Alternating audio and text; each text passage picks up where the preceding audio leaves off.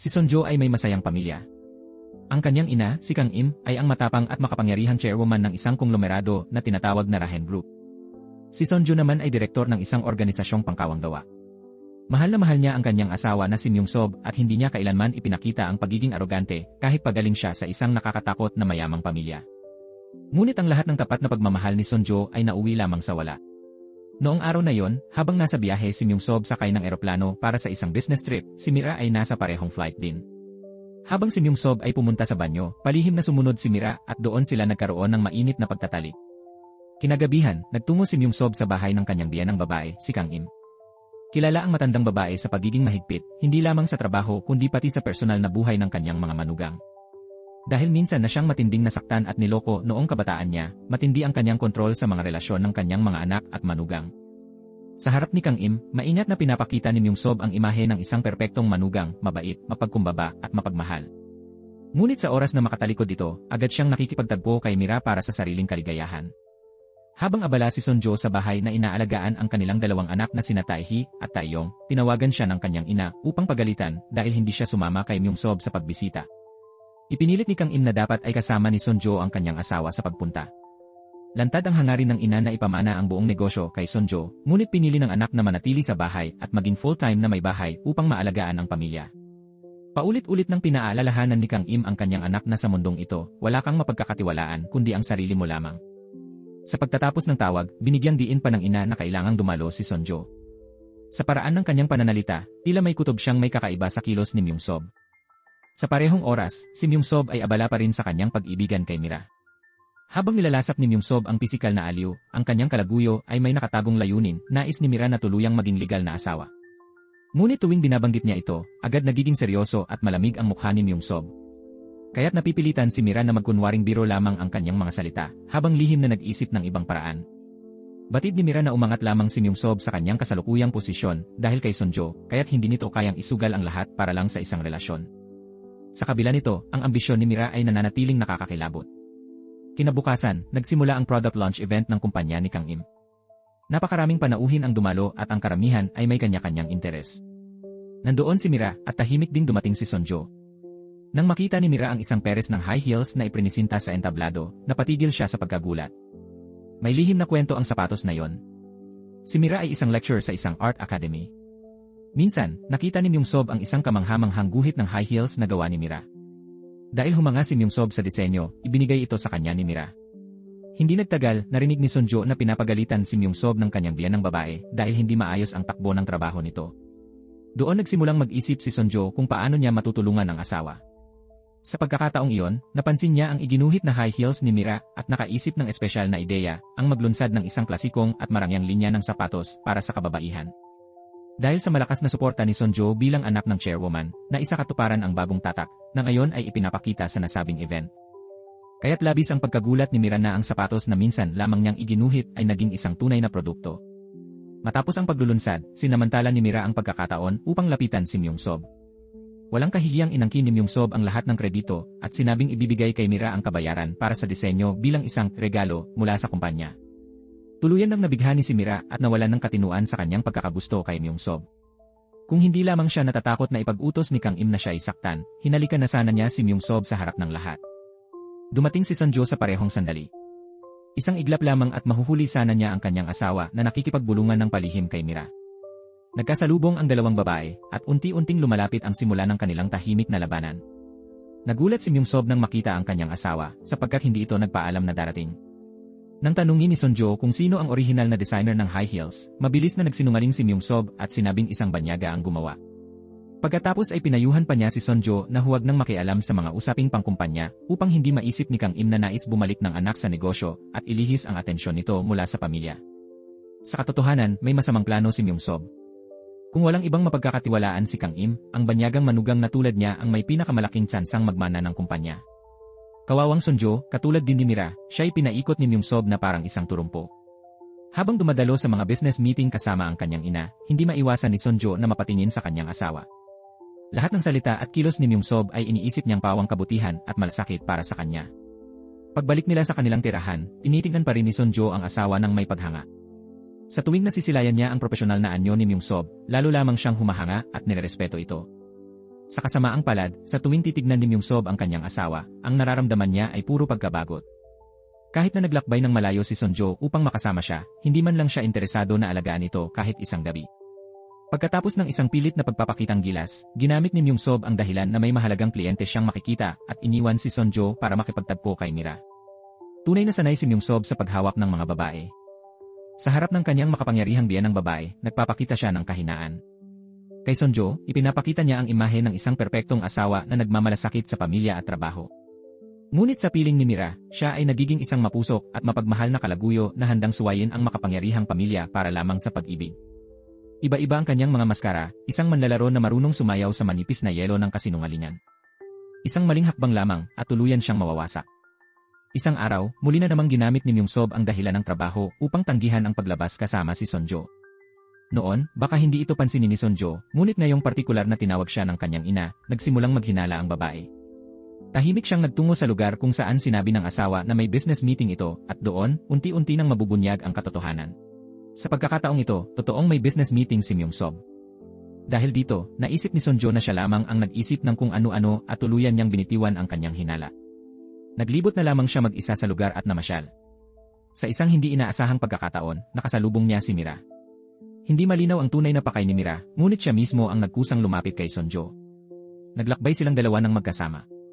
Habang naglilibot, nagtulungan silang kumuha ng litrato at sabay na inenjoy ang tanawin. Sa tabing dagat, nagkwento si Mira tungkol sa isang sinaunang alamat ng pag-ibig. Para kay Sonjo, isa lamang itong karaniwang istorya na wala ng bago. Ngunit sumagot si Mira ng may makahulugang mga salita. Para sa iba, maaaring lumana ang alamat, ngunit para sa mga taong nabubuhay mismo sa ganoong sitwasyon, napakahalaga ng ganoong pakiramdam. Bawat pag-ibig ay mahalaga, hindi ba, ani Mira, na para bang natutunan na rin ang estilo ng pambobola ni Myung-sob. Naiwan si Sonjo na naguguluhan sa kanyang sinabi. Pabalik na sila sa lungsod nang maubusan ng gasolina ang nirentahang sasakyan ni Sonjo. Nagpresenta si Mira na bumaba at samahan siya sa paglalakad. Doon lamang sila formal na nagpakilala ng kanilang mga pangalan sa isa't isa. Makalipas ang ilang sandali, inanyayahan pa ni Mira si Sonjo na kumain dahil naiwan nito ang kanyang pitaka sa kotse. Pati ang bayad sa pagkain ay si Mira ang nag-abono.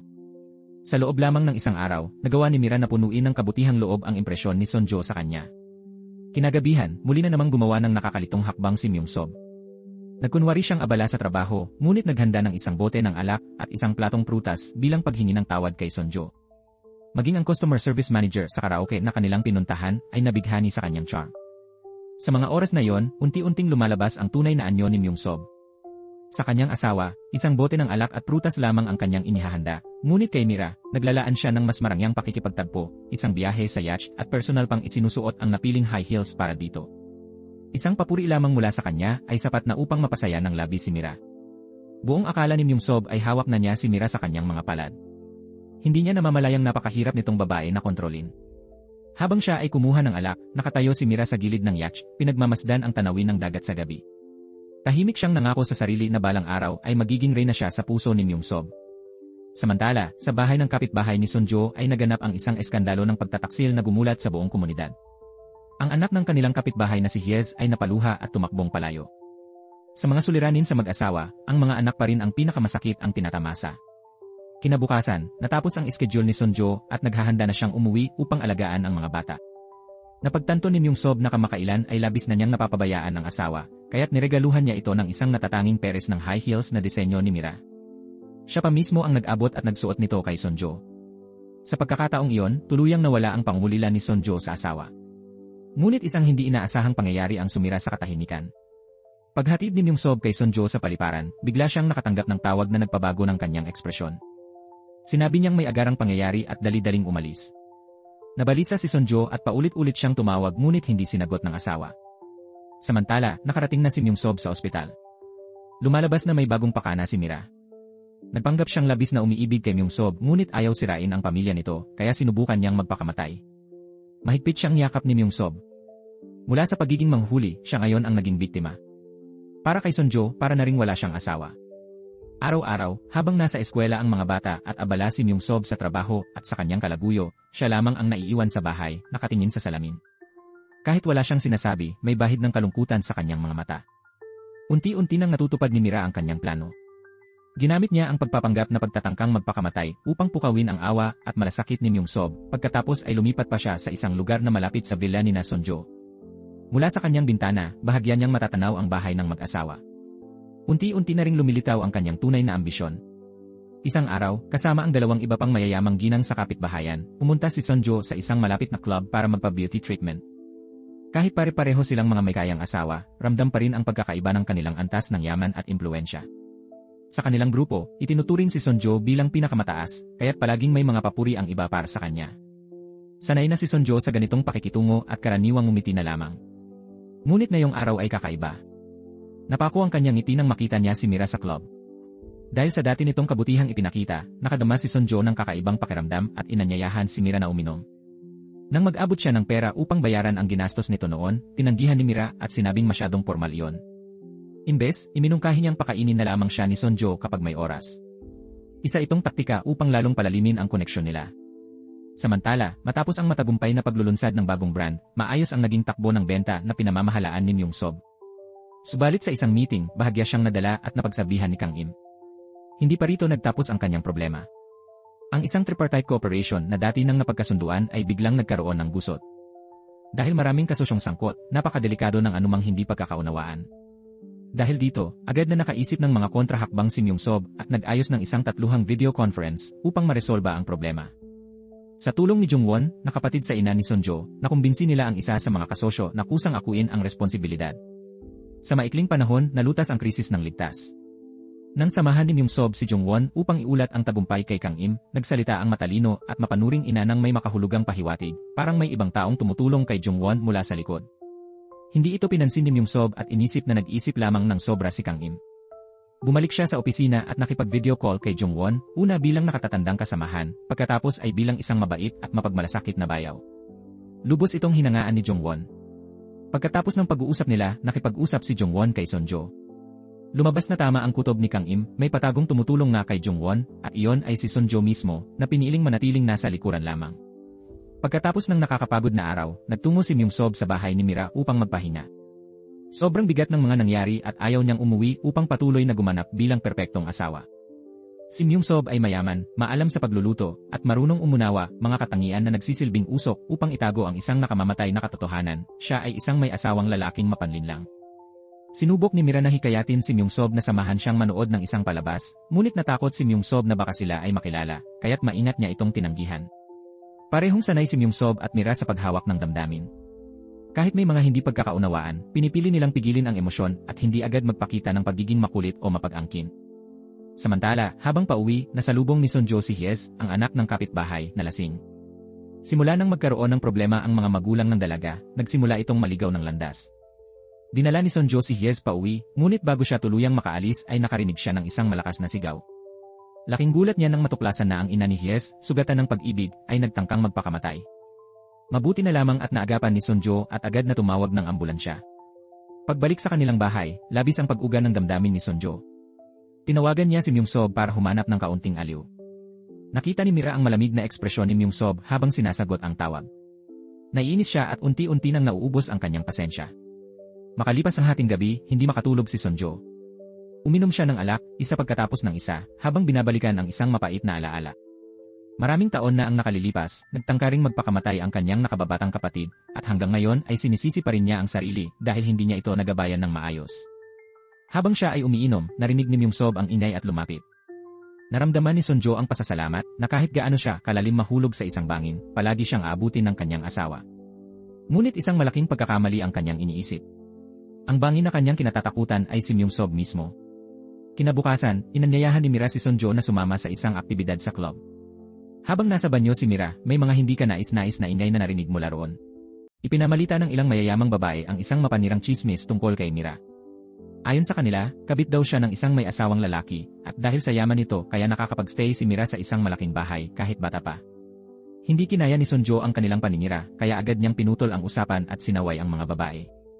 Dahil dito, nauwi sa mainit na pagtatalo ang kanilang pagkikita at hindi sila naghiwalay ng maayos. Ngunit hindi doon nagtapos ang gulo. Di nagtagal, nagkaharap si Mira at si Madam Jiang, ang mayamang babae na nagpakalat ng chismis. Sinadyang mang-inis ni Madam Jiang at gumawa ng iba't ibang eksena sa harap ni Mira. Kaagad namang lumapit si Sonjo at hinila si Mira palayo upang iwasan ang gulo. Subalit sa kanilang pag-alis, aksidente silang nabangga sa isa pang mayamang babae na pasimuno rin ng tsismis at nabuhusan ng kape si Mira. Agad na inabot ni Sonjo ang kanyang silk scarf upang ipahid ni Mira sa nabasang damit. Sa tingin ng iba, tila doon na natapos ang sigalot, ngunit sa katunayan, doon pa lamang nagsimula ang tunay na bagyo. Sa parking lot, habang naghahanda ng umalis si Madam Jiang, biglang lumitaw si Mira na puno ng galit. Walang sabi-sabi, hinubad niya ang kanyang sapatos at gamit ang mataas na takong ay paulit-ulit na binasag at pinukpok ang kotse ni Madam Jiang. Matapos ang pananabotahe, umalis siyang nakapaa at kalmado, malinaw na mas matindi ang kanyang tapang kaysa sa kanyang kalaban. Kinabukasan, pinuntahan ni Sonjo ang ina ni Haejo upang magpaalam dahil napagdesisyonan nitong lumipat ng tirahan. Pagkatapos ng matitinding emosyonal na pagsubok, napag-isip-isip ng babae na kailangan na niyang magsimula ng bagong buhay sa ibang lugar. Ngunit pag-alis nito, ilang mayayamang babae ang muling nagtipon at nagsismisan, sinasabing ang pag-aasawa ay parang hukay na kahit alam ng lahat ang sakit na dulot nito, patuloy pa rin ang mga tao sa pagtalon. Pag-uwi ni Sonjo, nadatnan niya ang kanyang mga anak na sina Taehi at Taeyong, na kagagaling lamang sa panonood sa pag-alis ng ina ni Haejo. Biglang nagsalita si Taehi, kung maghiwalay din sina Mommy at Daddy, mamamatay ako. Sumunod si Taeyong na may takot sa tinig, sinabing matapos magkagulo ang pamilya ni Haejo ay nagsimula itong sumama sa masasamang barkada. Nabagabag ng husto si Sonjo sa narinig mula sa mga anak. May plano sanang isama ni Sonjo ang kanyang anak na babae sa isang lakad, ngunit hinarang siya ni Myung-sob. Hindi nito sinabi kung ano ang pakay at basta kinuha ang dalawang bata. Nang maglaon, nalaman ni Sonjo ang totoo, nagrenta pala si Myung-sob ng isang mobile home at dinala ang mga bata sa camping. Sa kabila nito, walang bakas ng pag-aalala ang tatlo habang naglalaro na para bang hindi bahagi ng pamilya si Sonjo. Samantala, biglang dumating si Mira sa bahay ni Sonjo upang isauli ang silk scarf. Dahil paalis si Sonjo, isinabay na lamang niya si Mira. Sa biyahe, nalaman ni Mira na magbo-volunteer si Sonjo sa isang service center para sa mga single parent. Kaagad na nag-alok si Mira na sumama upang tumulong. Habang abala sa pagtulong, lalo pang naging malapit ang dalawa. Kinuha muli ni Sonjo ang scarf at ibinalik kay Mira bilang regalo na ikinagulat ni Mira at sinuklian lamang ng isang komplikadong tingin. Kinabukasan, kinailangan ni Myung-sob na maglakbay para sa isang biglaang business trip.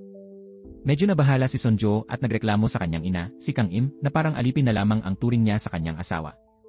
Kaagad namang sumagot si Kang Im na ang mga pribilehiyo ng isang manugang na tulad ni Myung-sob ay nangangailangan ng pambihirang pagsusumikap. Ngunit sa kabila nito, hindi kailanman nagtitiwala si Kang Im kay Myung-sob. Pinaniniwalaan niyang ambisyoso ito at handang angkinin ang mga ari-arian ng pamilya anumang oras. Dahil dito, hinikayat niya si Sonjo na bumalik sa kumpanya upang siya mismo ang mamahala.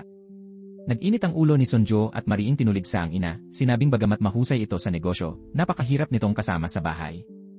Ang nakaraang mga problema sa pag-ibig ng kanilang ama ay nagdulot ng matinding pagdurusa sa kanilang magkakapatid. Nagtapos ang pag-uusap ng mag-ina sa hindi magandang paraan. Dala ng lungkot, inimbitahan ni Sonjo si Mira na manood ng isang art exhibition. Habang nagmamasid sa mga bulaklak, napansin ni Sonjo ang paraan ng pagtingin ni Mira at nahulaan niyang marunong ito sa sining.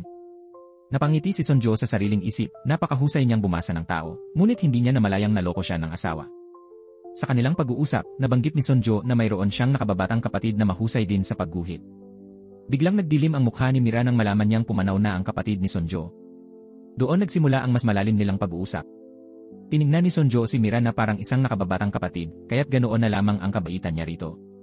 Alam ni Mira ang mga kumakalat na chismis na isa siyang kabit, at batid niyang nadadamay si Sonjo sa mga pang-upat. Bago sila maghiwalay, tila nawala sa sarili si Mira at biglang umamin na may gusto siya sa isang may asawang lalaki. Nabigla si Sonjo at nagsabing kailangan niyang mapag-isa. Pag-uwi, naisip ni Sonjo ang kanyang yumaong kapatid. Noong nabubuhay pa ito, nagmahal din ito ng isang may asawa. Sa tindi ng galit, minura niya ito noon at di naglaon ay nagpakamatay ang kanyang kapatid. Sa pag-alala, napagdesisyonan ni Sonjo ang isang nakababaliw na bagay.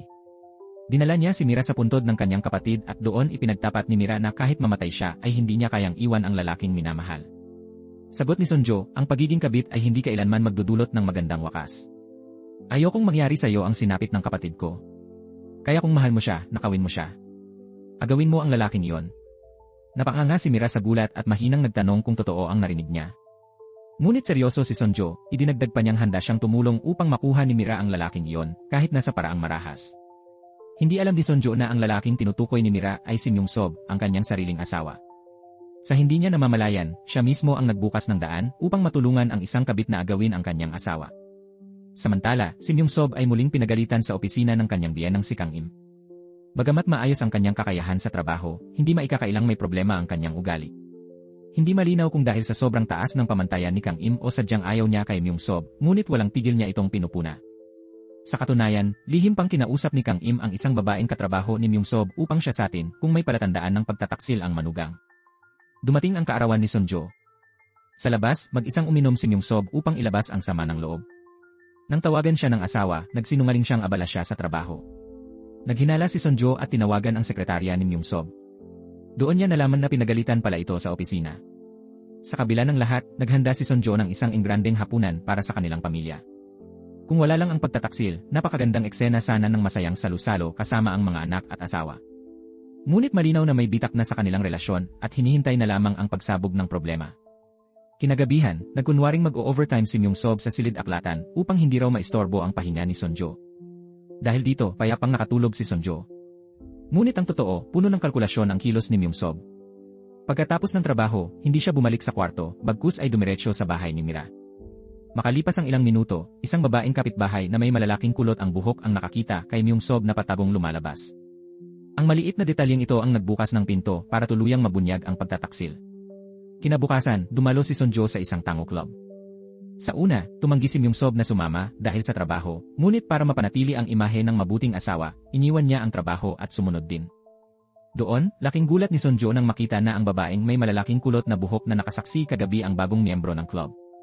Sa unang tingin, tila perpekto ang mga mag-asawang kasali, ngunit sa likod ng mga ngiti, nagkukubli ang mga bitak ng bawat relasyon, may mga mapang-abusong asawa, mga selosong kabiyak, at mga lalaking walang habas na nangangaliwa. Bawat mag-asawa ay may mabibigat na problema. Nang gabing iyon, si Sonjo, na walang kaalam-alam, ay dumalo sa isang hapunan ng pamilya. Habang iniisip ang pag-aaral ng mga bata, iminungkahi niyang gawing buwanan na lamang ang kanilang lingguhang pagtitipon. Siyempre, hindi agad pumayag ang kanyang ina na si Kang Im at doon niya ibinuhos ang inis kay Myung-sob. Sa harap ng buong pamilya, muli niyang pinaratangan ang manugang tungkol sa mga isyu sa trabaho nito. Agad na naging napakailap ng hangin sa paligid. Dahil sa pagkainis, kinausap ni Sonjo ng pribado ang kanyang ina at sinisi ito sa hindi pagbibigay galang sa kanyang asawa sa harap ng mga bata. Pinaalala rin niya kung paanong minsan ay napilitan ang kanyang ama na umalis at kung paanong ang pagkaduro ng puso ang nagtulak sa kanyang kapatid na magpakamatay. Galit pa rin si Kang Im at agad na sumagot, iniisip daw ni Sonjo na iba ang paraan ng kanyang pamumuhay, pero sa katotohanan, magkahawig silang dalawa. Bago umalis, mariing sinabi ni Sonjo na hindi niya hahayaan na mauwi sa pagkabigo ang kanyang sariling pamilya tulad ng kay Kang Im. Sa isip niya, ibabalik niya ang kanyang pamilya sa isang buhay na payapa at masaya. Isang araw, habang nagja-jogging, nakasalubong ni Sonjo ang isang babaeng kulot ang buhok na nakilala niya dati. Tinanong nito kung kamusta ang relasyon nina Sonjo at Myung-sob, ngunit tila may gustong sabihin na agad ding binawi. Karaniwang may makakaramdam ng kakaiba sa ganoong kilos, ngunit hindi nakaramdam ng anumang hinala si Sonjo. Patuloy siyang naglalaan ng oras para isama si Mira sa pamamasyal tuwing may pagkakataon. Ngunit ilang mayayamang ginang na dati nakikibagay kay Sonjo ay nagsimulang umiwas at lalong nadagdagan ang galit nila kay Mira. Sa isang pagtitipon, napansin ni Sonjo na tila magkapareha ang suot niyang kwintas at ang pulseras ni Mira. Hindi pa inilalabas sa merkado ang disenyo ng mga alahas na yon, kaya malaki ang posibilidad na may kumuha mula sa loob ng kumpanya. Gayunpaman, hindi sumagi kay Sonjo ang pagdududa kina Myung-sob at Mira. Ang unang pumasok sa isip niya ay baka nailabas ang disenyo sa pamamagitan ng pagtagas ng impormasyon. Kaya tinanong niya si Mira kung saan nabili ang pulseras.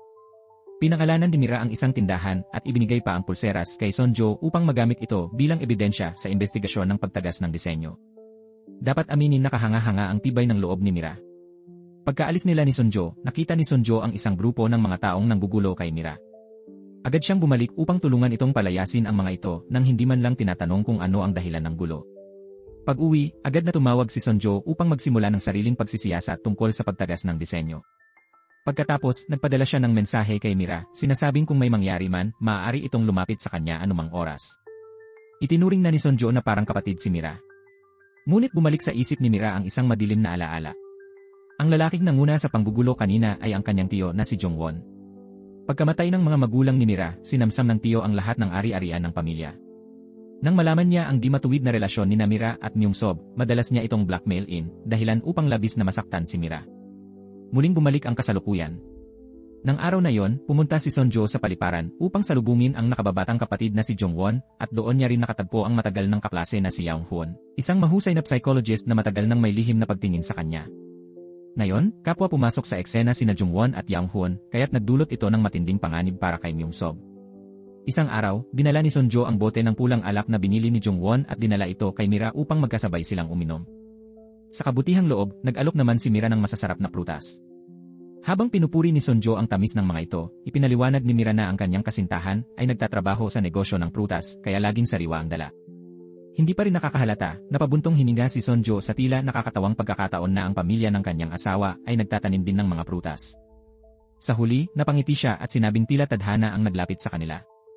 Nagtoist sila sa kanilang pagkakaibigan. Sa puntong iyon, tinanong ni Mira ang tungkol sa pulseras. Sumagot si Sonjo na nasuri na niya ito at iba ang detalye kumpara sa produkto ng kumpanya, kaya nagkataon lang ang pagkakahawig ng disenyo. Ang totoo, nang unang matanggap ni Mira ang pulseras, hindi niya nagustuhan ang disenyo kaya palihim niya itong binago. Sa sandaling iyon, naging mayabang si Mira at buong tapang na inialok ang pulseras kay Sonjo. Samantala, si Myung-sob ay nakikipagkita sa kanyang team para sa isang hapunan. Ang kanyang babaeng katrabaho na si Sana ay palaging lumalapit sa kanya. Buong gabi, pinanatili ni Myung-sob ang kanyang pagkamagalang. Nang matapos ang hapunan, hindi pa rin sumuko si Sana at hiniling kay Myung-sob na ihatid siya pauwi. Dumating ang sandali ng tukso para kay Myung-sob. Lumipat ang eksena kay Sonjo. Habang inaayos ang mga damit ng asawa, naamoy niya ang pabango ng ibang babae. Nagsimulang pumasok ang pagdududa sa kanyang isip nang biglang tumawag ang ina ni Sana. Ipinaliwanag nitong nalasing ang anak at nainabala si Myung-sob na ihatid ito pauwi at personal siyang humihingi ng paumanhin. Napabuntong hininga ng ginhawa si Sonjo. Pagkaraan, si Myung-sob mismo ang nagkwento tungkol sa insidente, dahilan upang mas lalo siyang makampante na walang ginawang mali ang asawa. Kinabukasan, nakita ni Myung-sob si Sana na pumapasok sa opisina ni Kang Im. Napangiti siya ng malamig, alam niyang hindi nakakuha ng impormasyon ang kanyang biyanan at tiyak na hindi ito nasiyahan. Para kay Kang Im, may kakaibang kutob pa rin siyang babaero ang kanyang manugang. Kinagabihan, sumiklab ang krisis. Gumawa si Sonjo ng kimchi at dinala ito bilang regalo para kay Mira. Sa kasamaang palad, nakipagkita rin si Myung-sob kay Mira ng gabing iyon. Habang nagmamaneho, bahagyang nasulyapan ni Sonjo ang asawa na nakaparada at may halong pagdududa ang ekspresyon ng kanyang mukha. Hindi siya nakatiyak kung totoo ang nakita niya, kaya naghintay siya sa parking lot. Habang naghihintay, tinawagan niya si Mira at nagsinungaling na nakauwi na siya. Mabilis namang nagpaliwanag si Mira na parating na ang kanyang kasintahan at agad na ibinaba ang tawag. Lalong tumindi ang hinala ni Sonjo at nagpa siyang huwag nang maghintay. Bumaba siya ng sasakyan at tinungo ang bahay ni Mira. Sa daan, paulit-ulit niyang iniisip ang paglalarawan ni Mira sa kanyang kasintahan na labis ang pagkakahawig kay Myung-sob. Ngunit isang mensahe mula sa kanyang anak ang nagpabalik ng kanyang isip sa pamilya. Naisip niyang kung mauwi sa hiwalayan ang lahat, labis na masasaktan ang mga bata. Kaya bumalik siya sa parking lot, iniisip kung paano siya makakahanap ng matibay na ebidensya bago harapin ang kanyang asawa. Hindi inaasahan ni Sonjo na maghihintay siya ng matagal nang hindi nakikita si Myung-sob hanggang sa bigla siyang makatanggap ng tawag mula rito.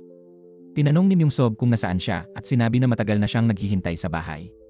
Hating-hati ang damdamin ni Sonjo sa paniniwala at pagdududa kaya agad siyang umuwi.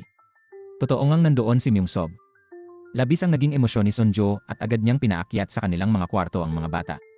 Pagpasok niya sa kanilang silid, napansin niya ang kwintas ni Mira at tinanong si Myung-sob kung nakita niya ito. Mariing itinanggi ni Myung-sob ng ilang ulit kaya tinanong siya ni Sonjo kung saan siya nagpunta ngayong gabi at ano ang kinain niya sa hapunan. Matalinong lumangtuso si Myung-sob, agad niyang tinawagan ang kanyang sekretarya upang ipa-verify ang pagkain at ischedule ng pulong na pinuntahan niya ngayong gabi. Dahil dito, pansamantalang natigil ang kanilang pagtatalo. Ipinaliwanag ni Sonjo na bumalik ang dati niyang sakit, ang depresyon. Gayunman, mahusay ding umarte si Myung-sob bilang isang mabait at maunawaing asawa. Ngunit nang sumapit ang hating gabi, nagising si Sonjo na may madilim na ekspresyon sa mukha, malinaw na hindi pa rin niya lubusang binitiwan ang kanyang hinala. Samantala, kunwari natutulog si Myung-sob ngunit lihim ding nagmulat ng mga mata. Ang mag-asawang ito ay kapwa nakakatakot sa kanilang tahimik na paghihinala sa isa't isa. Kinabukasan, dumalo si Sonjo sa isang talakayang pinangunahan ng matagal na niyang kaibigan na si Young-hoon. Lahat ng dumalo ay may opsyon na magsumite ng isang liham na nagsasaad ng kanilang mga problema nang hindi nagpapakilala. Sa pagkakataong iyon, ang liham na nabunot ni Young-hoon ay mula kay Sonjo. Kilalang kilala ni Young-hoon ang sulat kamay ng babaeng matagal na niyang minamahal, kaya agad niya itong nakilala. Nang binasa niya ang nilalaman ng liham, kung saan ikinuwento ng sumulat kung paano niya nabunyag ang pagtataksil ng asawa alang-alang sa mga anak at sa pamilya, labis siyang nabigla. Ang payo lamang na naibigay niya ay, huwag kang mabuhay para sa iba. Mabuhay ka lamang para sa sarili mo. Pagkatapos ng talakayan, hindi niya ipinakita na alam niyang si Sonjo ang may akda ng liham. Sa halip, ginamit niya ang pagkakataon upang magbigay ng mga mensahe ng paghimok at lakas ng loob para kay Sonjo. Nang matapos ang programa, nagtanong si Young-hoon kay Sonjo, bakit hindi niya ito pinili noon. Ang tanging sagot ni Sonjo ay dahil labis nitong sinasamba ang kalayaan. Samantala, muling nag-uusap ng palihim sina Myungsob at Mira. Tinanong ni Myungsob si Mira kung nasa kanya pa ba ang pulseras. Tinitigan ni Mira ang kanyang walang palamuting pulso at nagsinungaling na suot pa rin niya yon. Sa sandaling yon, hindi maitago ni Myungsob ang pagtataka kung saan nanggaling ang pulserang suot ni Sonjo kagabi. Hindi pa man natatapos ang kanyang hinala, ipinatawag na siya ng kanyang biyenan, si Kang Im, at muling pinagalitan. Napagkasunduan ng magkabilang panig ang paglulunsad ng bagong tatak sa isang malaking shopping mall. Kung mabibigo si Myungsob, kailangan niyang umalis sa kumpanya, ngunit kung magtatagumpay siya, ipopromote siya ni Kang Im bilang direktor. Dahil sa matinding pressure, buong lakas na naghanda si Myungsob para dito. Nakipagkita si Sonjo sa kanya at sa mga oras na yon, dala ng mga salitang iniwan ni Yang Hoon, nagsimulang muling mahanap ni Sonjo ang kanyang sarili. Kumain siya ng mga paborito niyang pagkain baka, nagsuot ng mga damit na gusto niya, at hindi na muling isinakripisyo ang buong buhay para lamang sa kanyang asawa at mga anak. Napansin ni Myungsob na tila pabago-bago at mahirap hulaan ang kilos ni Sonjo. Mabuti na lamang at may dumating na tawag mula sa trabaho na ginamit niyang dahilan upang makaiwas sa sensitibo at mapaghinalang asawa. Hindi sumuko si Sonjo. Kinabukasan, bigla siyang nagpunta sa bahay ni Mira. Pakiramdam ni Mira ay hindi pa tamang oras upang ilantad ang presensya ni Myungsob, kaya habang abala si Sonjo sa pag-ikot at pagsisiyasat, lihim na tumawag si Mira sa isang peke at kunwaring kasintahan upang dumating at magpakita. Dahil dito, pansamantalang nawala ang hinala ni Sonjo. Sa kanyang pag-uwi, nasalubong niya si Jungwon. Bahagyang balisa, tinanong niya kung ang dahilan ba ng dati nitong interes sa kalagayan ng kanyang asawa ay dahil may natuklasan ito. Bahagyang nag-atubili si Jungwon at nagkunwaring walang alam upang makaiwas. Sa huli, hindi niya ginusto na maging dahilan ng pagkawasak ng kasal ng kapatid. Dahil bahagyang nabawasan ang kanyang hinala, unti-unting bumuti ang kalagayan ng isip ni Sonjo. Nang silipin niya ang kanyang anak na si Taehi, nadiskubre niyang balak nitong magpaturok upang maantala ang regla para hindi maapektuhan ang kanyang pag-aaral. Napailing si Sonjo na pagtantong maging ang kanyang anak ay handang pahirapan ang sarili para lamang magtagumpay. Matapos nito, nagluto siya ng cake at dinala yon kay Mira bilang paghingi ng paumanhin. Hindi man ito tuwirang binanggit, malinaw na naunawaan ni Mira kung ano ang pinagsisisihan ni Sonjo. Pagkaalis ni Sonjo, napabuntong hininga si Mira at mahina niyang nasabi, kung hindi ka lang sana ganyan kabuti. Ngunit pagdakay biglang nag-iba ang ekspresyon ni Mira matapos matikman ang cake. Mabilis siyang tumakbo sa banyo at nagsuka ng matindi. Hindi ang cake ang dahilan, buntis siya sa anak ni Myungsob. Kinagabihan, nakipagkita si Myungsob sa isang makapangyarihang negosyante upang masolusyonan ang problema sa pagpasok ng kanilang brand sa malaking shopping mall. Pinainom muna siya ng isang malaking baso ng banyagang alak bago pumayag ang negosyante na tumulong. Ngunit ang totoo, hindi si Myungsob ang dahilan ng kanyang pagsang-ayon, si Sonjo ang personal na humingi ng pabor, kaya siya pumayag bilang paggalang dito. Samantala, nagkataong nakasalubong ni Mira si Sonjo na kasama ang dalawang bata papunta sa mall. Inihatid ni Sonjo ang mga bata sa kanilang tutorial at saka inimbitahan si Mira na dumaan sa kanilang bahay para kumain. Namangha si Mira sa lawak at ganda ng bahay ni Sonjo. Pinaka-nakakasilaw para sa kanya ang malaking larawan ng masayang pamilya na nakasabit sa dingding. Tahimik niyang ipinangako sa sarili na kailangang makamtan din niya ang lahat ng iyon. Ngunit mabilis din dumating ang gulo. Sa isang iglap, nalutas ni Myungsob ang problema sa mall at na-promote pa siya.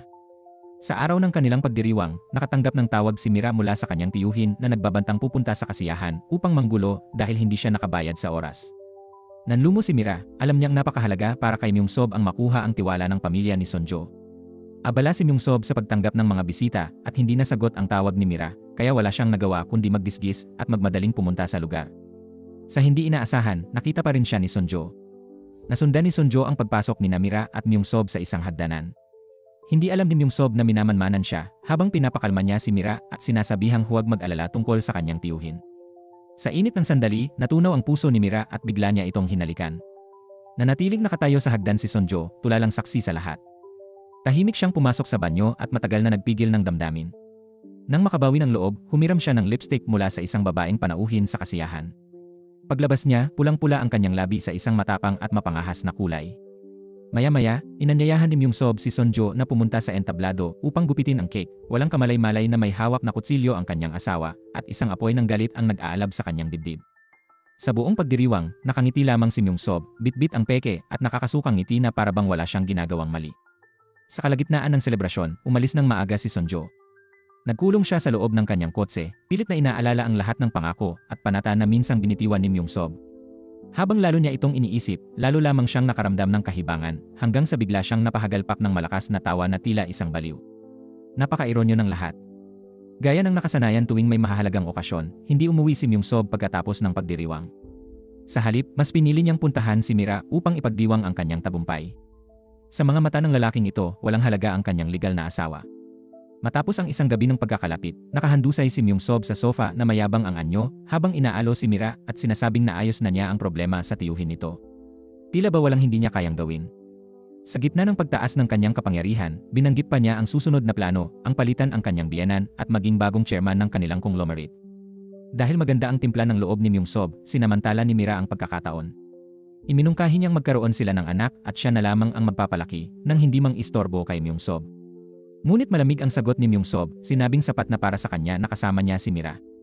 Hindi man niya alalahanin ang damdamin ng babae, si Mira, kahit isang kabit lamang, ay nananatiling isang babaeng naghahangad na maging ganap na magkaroon ng anak. Pagkatapos, mariing sinabi ni Myung-sob na hindi pa siya handang maging ama. Nangako siyang kapag na-promote na siya, ibibigay niya kay Mira ang lahat ng gusto nito.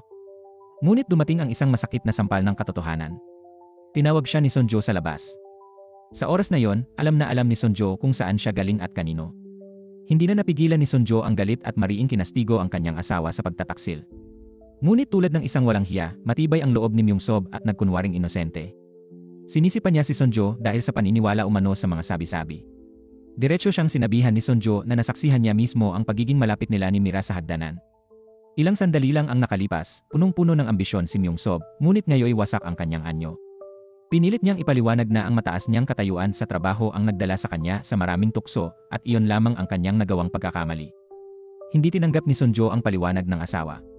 Nang gabing iyon, umuwi siya na gulong-gulo ang isip at hindi nakatulog, iniisip kung paano niya hinayaan ang sarili na magdusa para sa isang lalaking hindi karapat-dapat. Kinaumagahan, maagang pinuntahan ni Sonjo si Mira. Hindi niya hayagang ibinunyag ang kanilang relasyon, ngunit tinanong niya ito tungkol sa kwento ng nakaraan nitong pag-ibig. Isang peke ang umarte sa harap ng isang tunay na reyna. Nagkunwaring walang napapansin si Mira at ikinuwento ang isang pangyayaring ilang taon na ang nakalilipas.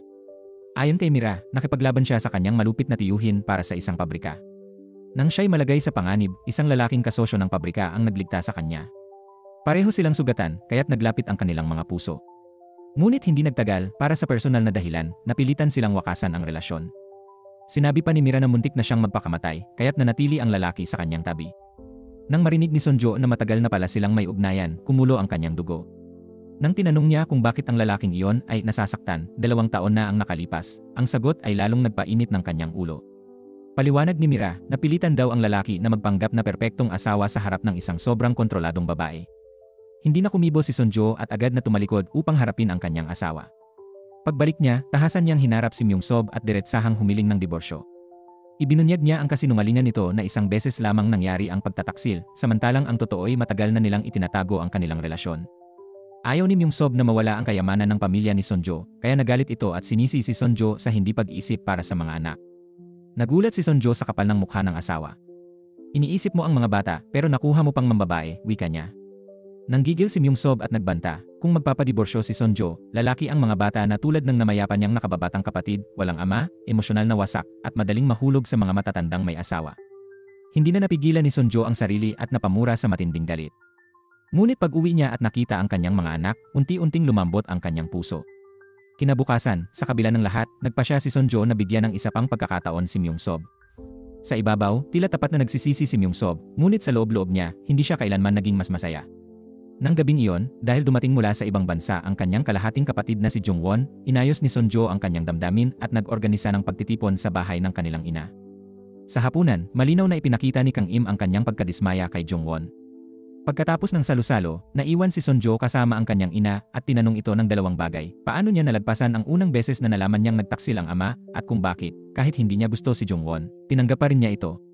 Dahil sa mga tanong na yon, napaghinalaan ni Kang Im na baka nagtaksil din si Myung-sob, dahilan kaya nagtatanong ang anak. 3 ulit na itinanggi ni Sonjo, at sa huli, ibinahagi ng kanyang ina ang katotohanan.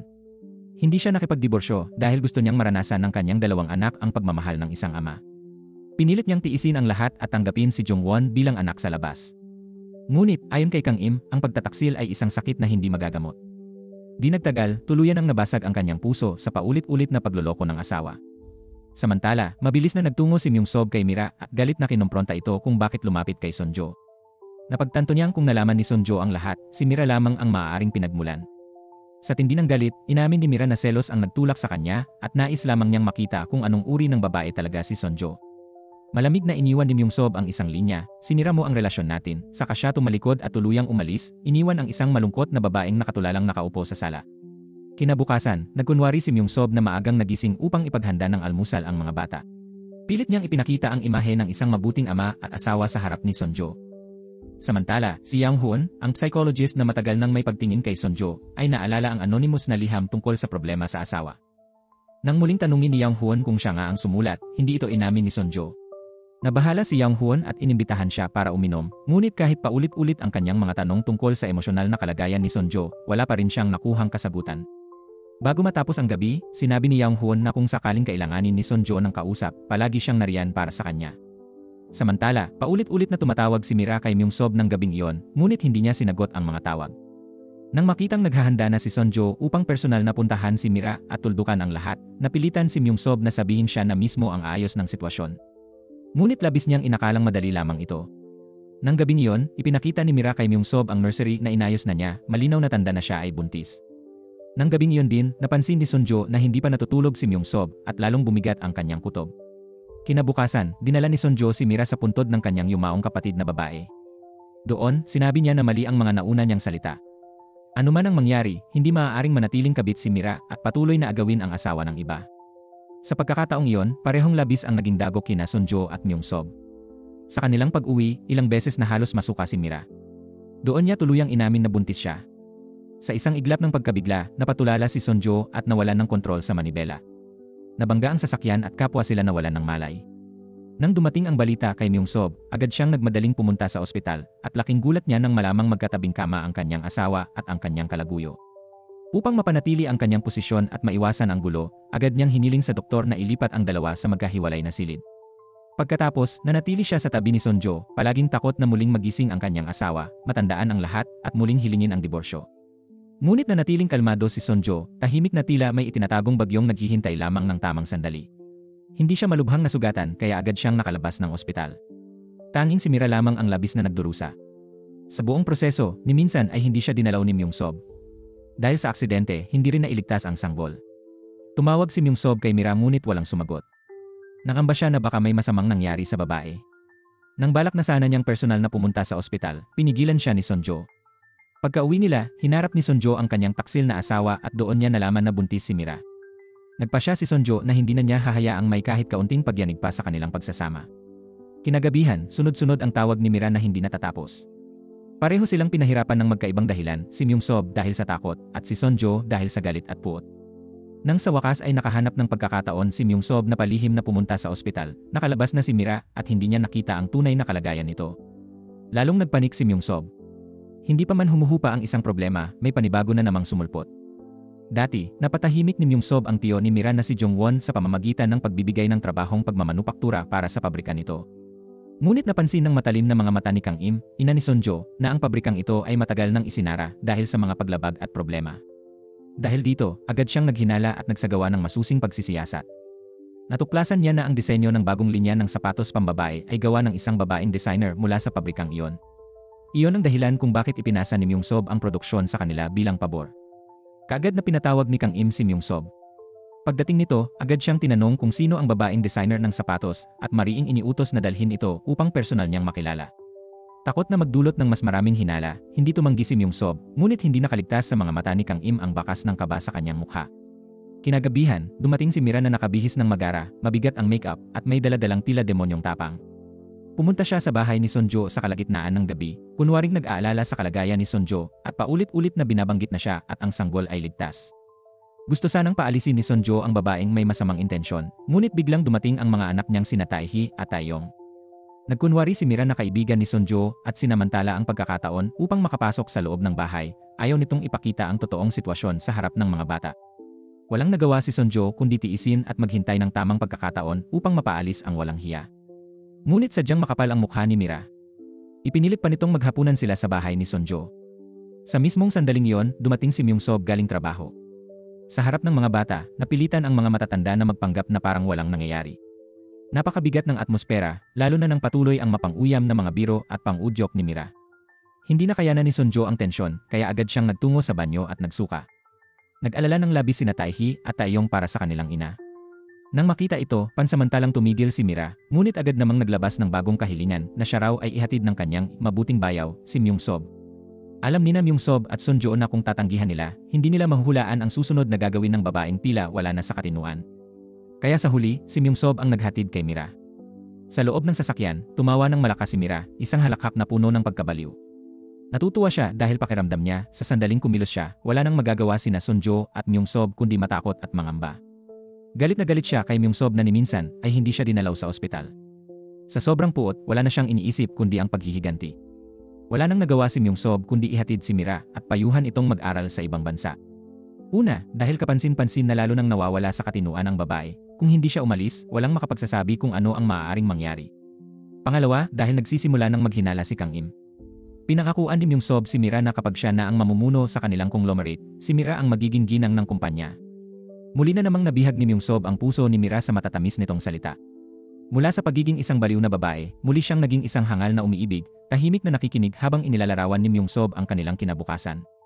Hindi inasahan ni Myung-sob na habang paalis na siya ay biglang sumulpot si Sunjo, mabilis at determinadong pinaharurot ang sasakyan papunta sa kanila. Dumiretso si Sunjo upang harapin si Mira at mariing binalaan itong maglaho na sa kanilang buhay. Ngunit ang pagdating ni Sunjo ay lalong nagpasiklab ng galit ni Mira. Hinila niya si Sunjo papunta sa nursery upang ipakita ang silid ng sanggol. Bagamat dumating si Sunjo upang ideklara ang kanyang pakikipaglaban, wala siyang nagawa laban sa matinding galit ni Mira at napilitang umatras. Kinabukasan, inihanda ni Myung-sob ang isang pulong sa pagitan ni Jung-won at ni Kang Im. Sinabi niyang kung may mga tanong pa si Kang Im, ang may-ari ng pabrika na lamang ang makapagpapaliwanag. Dahil may utang na loob kay Myung-sob, hindi maaaring ibunyag ni Jung-won ang buong katotohanan. Nagkunwari siyang ang babaeng shoe designer, ay isang kamag-anak na matagal nang nagbitiw sa trabaho at ngayon ay isang simpleng may bahay na nag-aalaga ng asawa at mga anak. Walang anumang ekspresyon ang ipinakita ni Kang Im sa buong usapan, kaya hindi malaman kung gaano karami ang kanyang pinaniwalaan. Kinagabihan, tinawagan ni Kang Im si Myung-sob at inanyayahan itong tumulong magluto. Habang naghahanda ng pagkain, muling binuksan ni Myung-sob ang usapan tungkol sa pag-aaral ni Mira sa ibang bansa. Tahasan itong tinanggihan ni Mira, akala niya ay tuluyan na siyang nakawala sa kanyang pagkahumaling. Ngunit muli na namang ginamit ni Myung-sob ang kanyang mapanlinlang na mga salita upang impluwensyahan ang babae. Isang pangungusap ang tuluyang nagpatahimik kay Mira. Gusto mo ba na ang magiging anak mo ay lumaking isang walang pagkakakilanlan at tawaging anak sa labas? Sa huli, napilitan na naman si Mira na magbitiw at nangakong muling pag-iisipan ang alok. Samantala, habang magkasamang dumadalo sina Myung-sob at Sunjo sa isang sayawan sa kanilang komunidad, bigla silang nakarinig ng chismis. Una, may nagsabing si Mira ay bumibili ng maraming gamit pambata, kaya hinala nila ay buntis ito.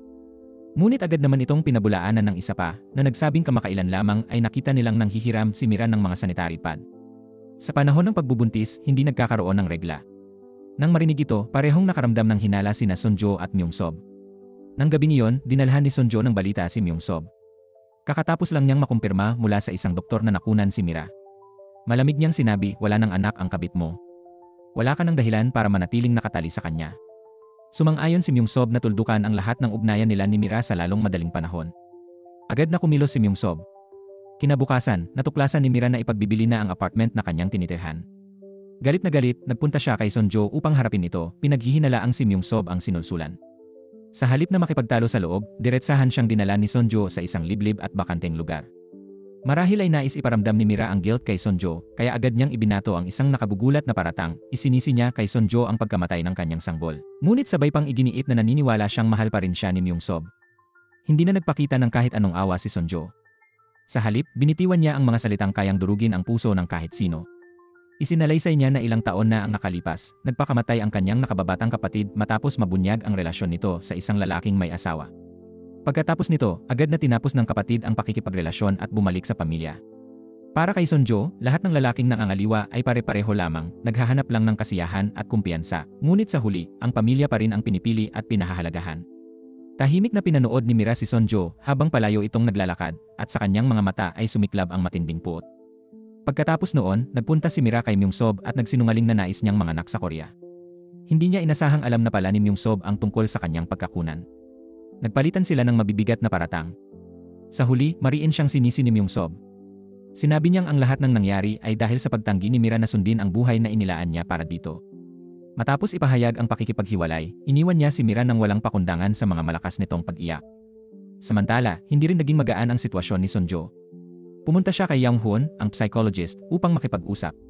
Sa anyo ay para sa therapy, ngunit sa katotohanan, siya lamang ang nagsalita habang tinatanggihan ang payo ni Yang Huon na magpa-divorce. Para sa kapakanan ng mga anak at ng pamilya, nagpasya siyang tiisin ang lahat ng sakit. Lumipas ang mga araw at tuluyang naglaho si Mira. Unti-unti ring humupa ang mga epekto ng kaguluhang idinulot niya. Isang gabi, inimbitahan ni Sunjo ang kanyang nakababatang kapatid na si Jongwon para sa hapunan. Hindi niya inasahan na may kasama itong bagong nobya. Laking gulat nila nang makitang si Mira ang kasama, ang babaeng matagal na nilang kinatatakutan, parang multong muling bumalik mula sa impyerno. Ang mga mukha ni Sunjo at Myungsob ay tila nakalunok ng langaw, puno ng pagkasuklam, ngunit sa harap ng pamilya, wala silang nagawa kundi magpanggap na walang nangyayari. Habang kumakain, nagkunwaring kaibigan ni Sunjo si Mira at nagkwento tungkol sa mahiwagang mga paraan ng tadhana. Maging si Jungwon ay nakisakay pa sa usapan, walang kaalam-alam na ang kanilang pagkikita at relasyon ay matagal nang pinagplanuhan ni Mira. Ang nakakatakot na babaeng ito ay matagal nang nagbabalak ng paghihiganti. Sa isang inosenteng lalaki tulad ni Jungwon, isang bitag lang ang kinailangan niya. Ngayon, ang layunin niya ay wasakin ang kumpanya ni Sunjo upang ganap na gumuho ang pangarap ni Myungsob na maging bahagi ng mataas na lipunan, at upang tanggalan si Sunjo ng kapangyarihang pinansyal at gawing isang ordinaryong babae na walang papansin. Piliting pinanatili ni Sunjo ang kanyang katahimikan. Ramdam niyang hindi maganda ang dahilan ng pagbabalik ni Mira, kaya't inihanda na niya ang sarili. Ngunit nang marinig niyang balak ng pakasalan ni Jungwon si Mira, hindi na niya napigilan ang sariling masaktan. Nabitiwan niya ang hawak na plato na tumama sa kanyang paa at nakasakit dito. Sa sobrang galit, sinundan niya si Mira sa banyo at doon tahasang binalaan na lumayo sa kanyang kapatid. Ngunit si Mira, ngayoy lumalaban, ay diretsahang ibinunyag na minsan na siyang nabuntis ng anak ni Myungsob at tinakot siyang isisiwalat ang lahat kay Jongwon. Natakot si Sunjo na masaktan ang walang muwang at inosenteng kapatid, kaya hindi na niya nagawang patuloy na pilitin si Mira na layuan si Jongwon. Habang palabas ng bahay si Mira, tinawag siya ni Jongwon. Napansin nitong ilang beses nang nagpakita ng kakaibang reaksyon sina Sunjo at Myungsob tuwing nababanggit ang pangalan ni Mira, dahilan para siya ay maghinala. Ngunit mabilis na naglatag si Mira ng matagal ng inihandang kasinungalingan. Sinabi niyang bigla lamang siyang naputol ang komunikasyon kay Sunjo dahil sa mga hindi inaasahang problema sa pamilya na ikinagalit ni Sunjo. Walang kamalay-malay si Jongwon at agad na naloko ng mapanlinlang na babae. Ang muling paglitaw ni Mira ay muling nagdulot ng kaguluhan sa pamilya ni Sunjo. Labis na nainis si Myungsob kaya nilaklak ang isang buong bote ng pulang alak. Sa sobrang galit, mariing inutos ni Sunjo kay Myungsob na siya ang humarap at tapusin ang sitwasyon. Hindi niya kailanman hahayaang pakasalan ng kanyang kapatid ang isang tuso at mapanganib na babae. Kinabukasan, nagpasya si Sunjo na kumilos ng mag-isa. Hindi niya ibinunyag ang nakaraan ni Mira at Myungsob. Sa halip, sinabi lamang niya kay Jongwon na si Mira ay nabuntis ng isang lalaking may asawa, isang walang hiya at mang-agaw ng tahanan. Hindi inasahan ni Sunjo ang magiging tugon ng kapatid. Sinabi ni Jongwon na dahil siya mismo ay bunga ng isang relasyon sa labas ng kasal, kaya ang relasyon nila ni Mira ay akmang-akma. At ang huling sinabi nito ang tuluyang nagpabigat sa dibdib ni Sunjo, "Bakit ka ba masyadong nakikialam, ate? Hindi naman siya nakipagrelasyon sa asawa mo." Hindi niya namamalayan na ang walang muwang niyang hula ay tumama sa mismong katotohanan tungkol kay Mira. Pilit niyang iginiit na tunay ng mahal siya ngayon ni Mira. Labis na nasaktan si Sunjo. Buong araw siyang nagsikap ngunit nauwi lang sa wala at wala siyang mapagsabihan ng kanyang hinanakit. Kaya't nakipagkita siya sa kaibigang psychiatrist na si Yang Huon at ikinuwento ang lahat na ang kapatid niyang si Jongwon ay umiibig sa parehong babaeng minsang kinasangkutan ni Myungsob. Alam ni Yang Huon na hindi kayang saktan ni Sunjo ang damdamin ni Jongwon kaya hindi niya binunyag na si Mira ang tinutukoy. Lalong nabahala si Sunjo, pakiramdam niya ay parang may paputok na anumang oras ay sasabog. Maging si Yang Huon ay nagulantang at hindi alam kung paano siya matutulungan. Sa gitna ng tensyon, bigla na lamang tumawa si Sunjo ng malakas at may halong kabaliwan. Buong pa siya niyang tulungan ang kanyang kapatid na si Jongwon na makawala kay Mira. Kinagabihan, pinuntahan ni Myungsob si Mira. Muli niyang idiniin ang kanyang mga pagtanggi at paulit-ulit na binanggit ang mga matatamis nilang alaala noon, pilit siyang binubulungan na huwag nang maging matigas ang ulo para hindi masira ang huling magagandang alaala nila.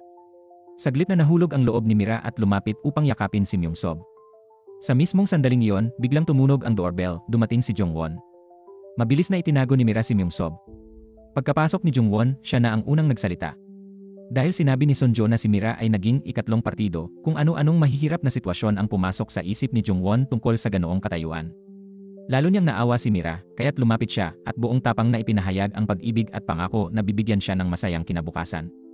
Dahil hindi binanggit ni Jongwon ang tungkol sa pagiging ikatlong partido, hindi alam ni Mira kung ano ang iniisip nito. Ngunit sinamantala niya ang pagkakataong naroon si Jongwon upang sadyang ipakita ang pagiging malapit nila at painitin ang selos ni Myungsob na palihim na nakasilip mula sa pinto. Doon mismo, nagpakitang gila si Mira at Jungwon ng isang eksenang nakakapang-init ng damdamin na sadyang ikinagalit ni Myung-sob. Samantala, naghihintay si Sonjo sa pag-uwi ni Myung-sob. Nalaman niyang determinado si Mira na hindi umurong, kaya tuluyan nang naglaho ang kanyang huling pag-asa.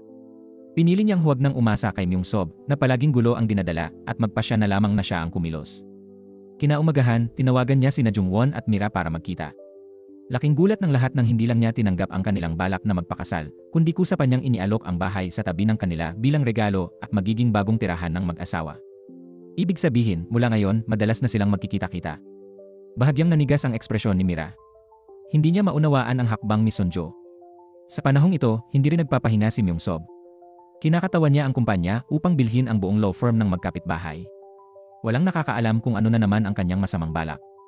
Mabilis na lumipat sina Jungwon at Mira sa katabing bahay ni Sonjo. Lubos na nainis si Myung-sob habang pinagmamasdan ang kanilang kaswitan. Pinuntahan niya si Sonjo upang tanungin kung ano ang totoong pakay nito. Ngunit malamig lamang ang sagot ng babae, dahil wala kang silbi, kinailangan kong ako na mismo ang kumilos. Malungkot na naging isang sakripisyo si Jungwon.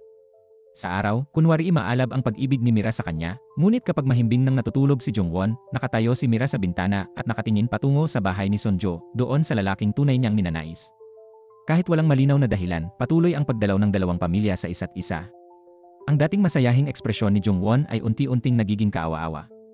Dumating ang kaarawan ng ina ni Sonjo, si Kang Im, at nagtipon-tipon ang buong pamilya upang magdiwang. Unang pagkakataon ni Kang Im na makilala si Mira. Bilang magiging manugang, hindi maiwasang magkaroon ng kaunting pagkailang, lalo pat magulo ang relasyon ng bawat isa. Sa ibabaw, maayos ang kasiyahan, ngunit sa loob ay nakakabigat ng dibdib. Gayunpaman, ipinakita ni Mira ang kanyang banayad at mahinahong ugali. Ipinakita niya kay Kang Im na maliban kina Sonjo at Myung-sob, maayos ang pakikitungo sa kanya ng lahat. Pagkatapos ng salusalo, napansin ni Kang Im na malamig ang pakikitungo ni Sonjo kay Mira.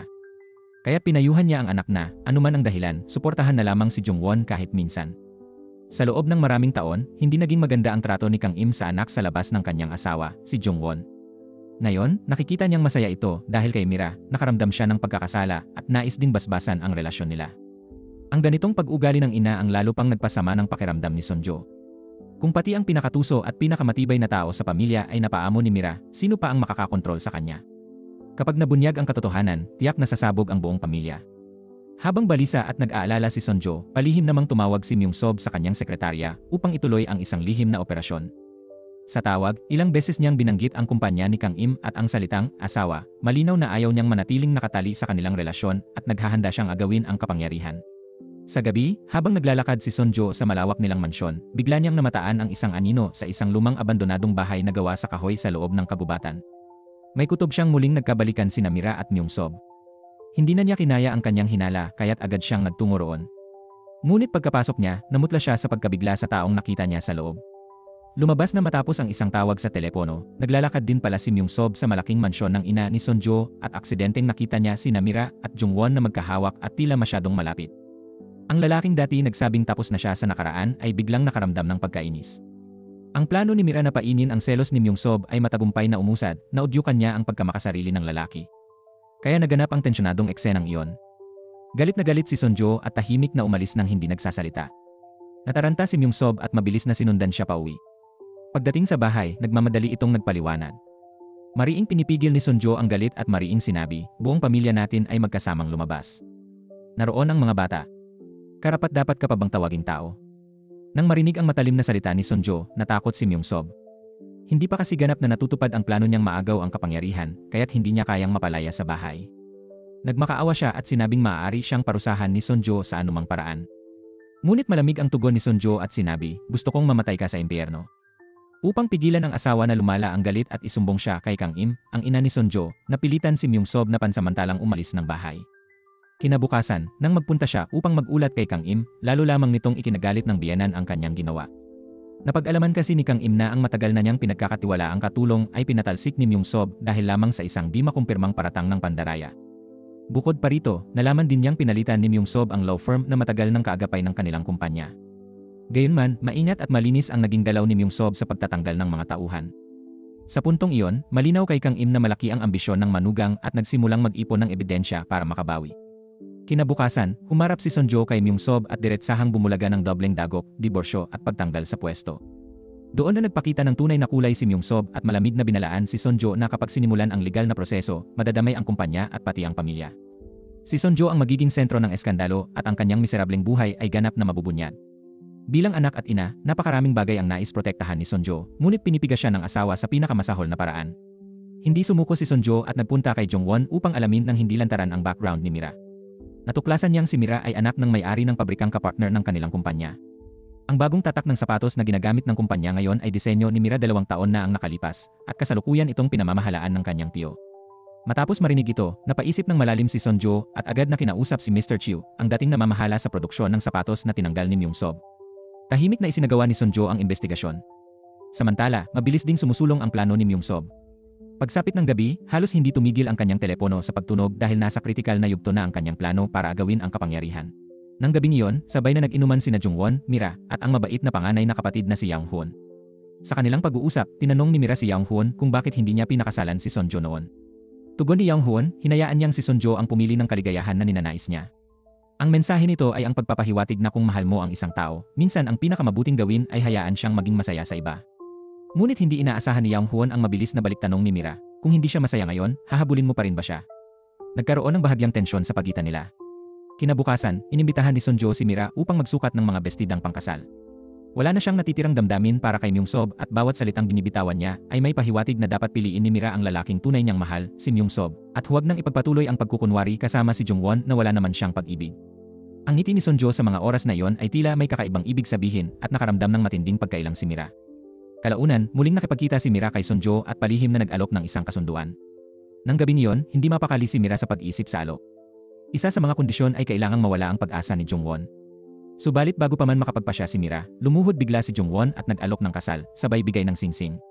Nataranta at nakaramdam ng pagkakasala si Mira kaya't wala siyang nagawa kundi ibalik ang singsing at sabihin ang totoo. Nilapitan niya si Jongwon para lamang makalapit sa ibang tao. Dahil sa kakaibang asal ng kapatid nitong mga nakaraang araw, nahinuha ni Jongwon na si Myung-sob ang totoong minamahal ni Mira. Nang hindi ito itinanggi ni Mira, tuluyang nag-apoy sa galit si Jongwon. Sa unang pagkakataon, itinulak niya si Mira sa sahig at nagbitaw ng mabibigat na salita, "Ikaw man o si Myung-sob, hindi ko kayo patatawarin." Umiiyak siyang nagmaneho diretsyo sa bahay ng kapatid. Pagkakita ni Sonjo sa kanyang kapatid na wasak ang damdamin, agad niyang naunawaan na sinabi na ni Mira ang katotohanang napagkasunduan nila. Pag-uwi ni Jongwon ng 10 oras ng gabi, nadatnan niyang nakaimpake na si Mira at handa nang umalis. Ang mga salitang masakit na binitiwan niya kanina ay napalitan ng bahagyang paghinahon. Sinabi niyang ang sakit na idinulot ni Mira ay tatakpan niya ng mga masasayang alaala noon, ngunit kung sasaktan pa ni Mira si Sonjo, handa silang sabay na masira at mamatay. Kinabukasan, napansin ni Myung-sob ang pagbabago ng pag-ugali ni Jongwon at nahinuhan niyang nalaman na rin ng bayaw ang totoo. Hindi na nag-aksaya ng oras si Myung-sob at agad na kinausap ang pinagkakatiwalaang tauhan ni Kang Im. Ipinakita niya ang mga kasong kinasasangkutan ng anak ni Direktor Kang at ginamit ito upang pilitin ang direktor na pumabor sa kanya. Pagkatapos nito, agad siyang nagdaos ng emergency board meeting. Sa kabilang panig, biglang nakatanggap ng masamang balita si Kang Im, pumanaw na ang kanyang dating asawa na dating nagtaksil sa kanya. Dahil sa matinding pagkabigla, bumagsak ang kanyang kalusugan at hindi siya nakadalo sa pagpupulong. Dahil dito, tuluyang nakuha ni Myung-sob ang buong kapangyarihan at wala nang nakapigil sa kanya. Ipinanukala niyang ibenta ang pangunahing negosyo ng kumpanya, ang fashion division, upang makapag-invest sa mga umuusbong na industriya. Sa katunayan, may malakas siyang interes sa fashion at ang tunay niyang plano ay bilhin ng lihim ang negosyong ito para sa sarili. Sa oras ng pagboto, nakakuha na siya ng kalahati ng boto sa pamamagitan ng panunuhol at pananakot. Lahat ay tila nakatakda na. Ngunit biglang dumating si Sonjo na nakaitim kasama sina Jongwon at Mr. Chiu. May mapanuksong ngiti siyang bumulong ng ilang salita sa tainga ni Myung-sob. Sa sandaling iyon, nabunyag ang ikalawang kondisyon ng kasunduan nina Sonjo at Mira. Natuklasan ni Sonjo na minsang ginamit ni Myung-sob ang pabrikang pag-aari ng pamilya ni Mira upang magpalabas ng pekeng produkto na may tatak ng kumpanya. Nangako si Sonjo na kapag nakuha ni Mira ang ebidensya, mapapaalis nila si Myung-sob. Kapalit nito, hindi lamang makikipagdiborsyo si Sonjo kundi bibigyan din niya si Mira ng malaking halaga upang mapalago ang negosyo at mamuhay ng payapa kasama si Myung-sob nang walang inaalala.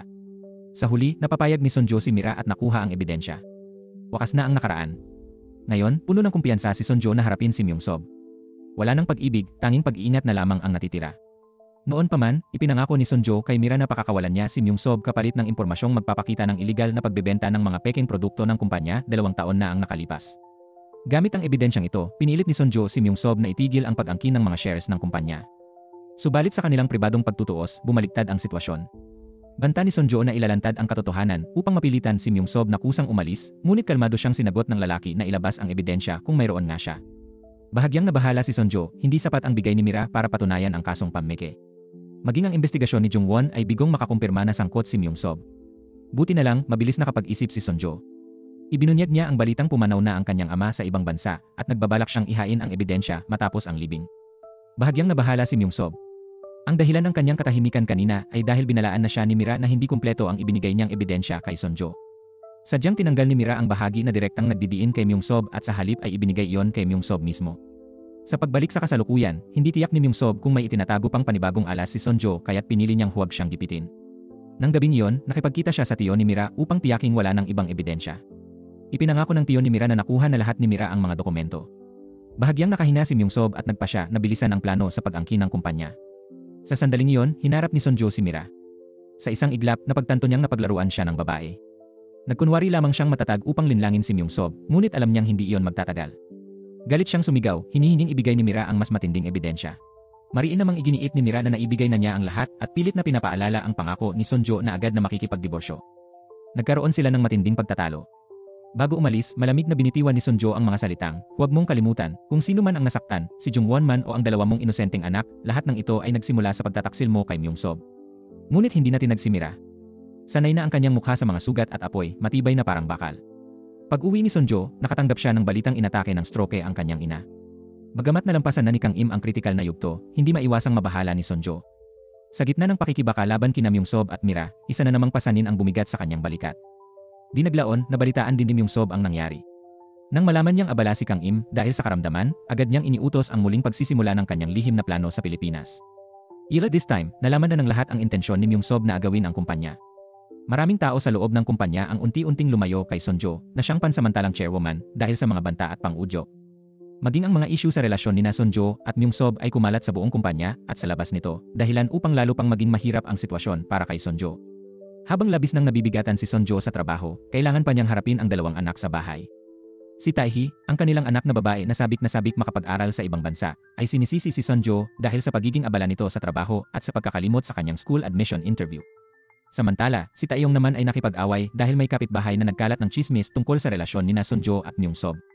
Hindi pa doon natapos ang mga problema ni Sonjo. Sa plano ni Myung-sob, nagsimulang magwelga ang mga pabrika sa Pilipinas upang humingi ng mas mataas na sahod. Habang sinusubukan ni Sonjo na makipag-ayos sa ibang pabrika, pinadala naman niya si Director Chiu sa Pilipinas para makipagnegosasyon. Samantala, magaling si Myung-sob sa mga taktika ng gerilya. Tuwing lumalabas si Sonjo para asikasuhin ang negosyo, kinukuha ni Myung-sob ang pagkakataon para isama ang dalawang bata at ilabas mula sa kanilang cram school upang maglaro. Galit na galit si Sonjo, ngunit wala siyang magawa kundi pigilan lamang ang mga bata, hindi si Myung-sob. Sa gitna ng kanyang galit, nadiskubre niyang kaarawan pala ng anak niyang lalaki. Dahil dito, ang pagkakalimot ni Sonjo sa espesyal na araw ang naging dahilan upang siya pa ang mapintasan. Sa estilo ni Myung-sob na tamaan at lumipat, tuluyan ng bumagsak ang mga depensa ni Sonjo. Sa mga panahong iyon, ang tanging masasandalan ni Sonjo ay si Yang Hwon, ang dating kasintahan na minsang naging malapit sa kanya. Pinakiusapan niya ang kanyang mga kaibigan na alamin ang kondisyon ni Kang Im, ang ina ni Sonjo. Lumabas na hindi pa ito maaaring bumiyahe sa eroplano. Kahit makabalik man siya, hindi pa rin ito dapat ma-expose sa anumang mabibigat na gawain dahil maaaring bumalik ang sakit at magdulot ng maseryosong komplikasyon. Si Jungwon naman ay pumunta upang alagaan ang kanilang ina. Ibig sabihin, si Sonjo ay tuluyan ng kailangang harapin si Myung-sob ng mag-isa upang malaman kung sino ang mananaig. Sa panig ni Myung-sob, na laging may hawak ng kalamangan, gumawa na naman siya ng bagong hakbang. Inutusan niya ang kanyang sekretarya na imbestigahan ang isang babaeng nasa katanghaliang gulang na hindi pa kilala ang pagkakakilanlan. Sinabi niyang ang babaeng ito ang magiging susi sa laban. Samantala, hindi rin nakaupo si Mira. Palihim niyang pinuntahan ang isang istasyon ng telebisyon upang kunin ang mga lihim na litratong kuha ni Sonjo at Yang Hwon na magkasama at peke niyang ibinintang na may relasyon ang dalawa. Ang plano niya, sirain ang reputasyon ni Sonjo upang madismaya ito at kusa ng maghain ng diborsyo. Ngunit bago pa man maipalabas ang balita sa telebisyon, halos gumuho na si Sonjo sa bigat ng trabaho. Ang mga welga sa mga pabrika sa Pilipinas ay nagdulot ng pagkaantala ng maraming kargamento. Kung kinakailangan pang magbayad ng danyos para pakalmahin ang mga galit na kasosyo, napakalaki ng mawawala sa kumpanya. Sa malas, dahil sa sunod-sunod na insidente sa kumpanya, naubos na ang pondo sa pagresolba ng mga problema. Habang lalong naiipit si Sonjo, lalo namang nagagalak si Myung-sob. Palihim niyang pinalabas ang balitang bumabagsak ang kumpanya at sinamantala ang pagbagsak ng presyo ng stocks upang tahimik na bumili ng maraming shares at palakihin ang kanyang kapangyarihan. Kinagabihan, gumawa ng lihim na tawag si Mira. Base sa kanilang pag-uusap, tila nakipagsabuatan siya sa isang misteryosong tao upang ihanda ang isang paratang laban kay Sonjo sa telebisyon. Ang kailangan na lamang ay ang paglabas ng programa upang tuluyang magtagumpay ang plano. Ngunit hindi inaasahan ni Mira ang nangyari, ang palabas sa TV ay nagpakain sa kanya ng sariling gawang dog food. Sa halip na paratang, ang lumabas ay isang panayam tungkol sa sweet at masayang mag-asawang Sonjo at Myungsob. Lumabas na si Sonjo, bilang isang anak ng mayamang pamilya, ay hindi kayang tapatan ng istasyon ng telebisyon.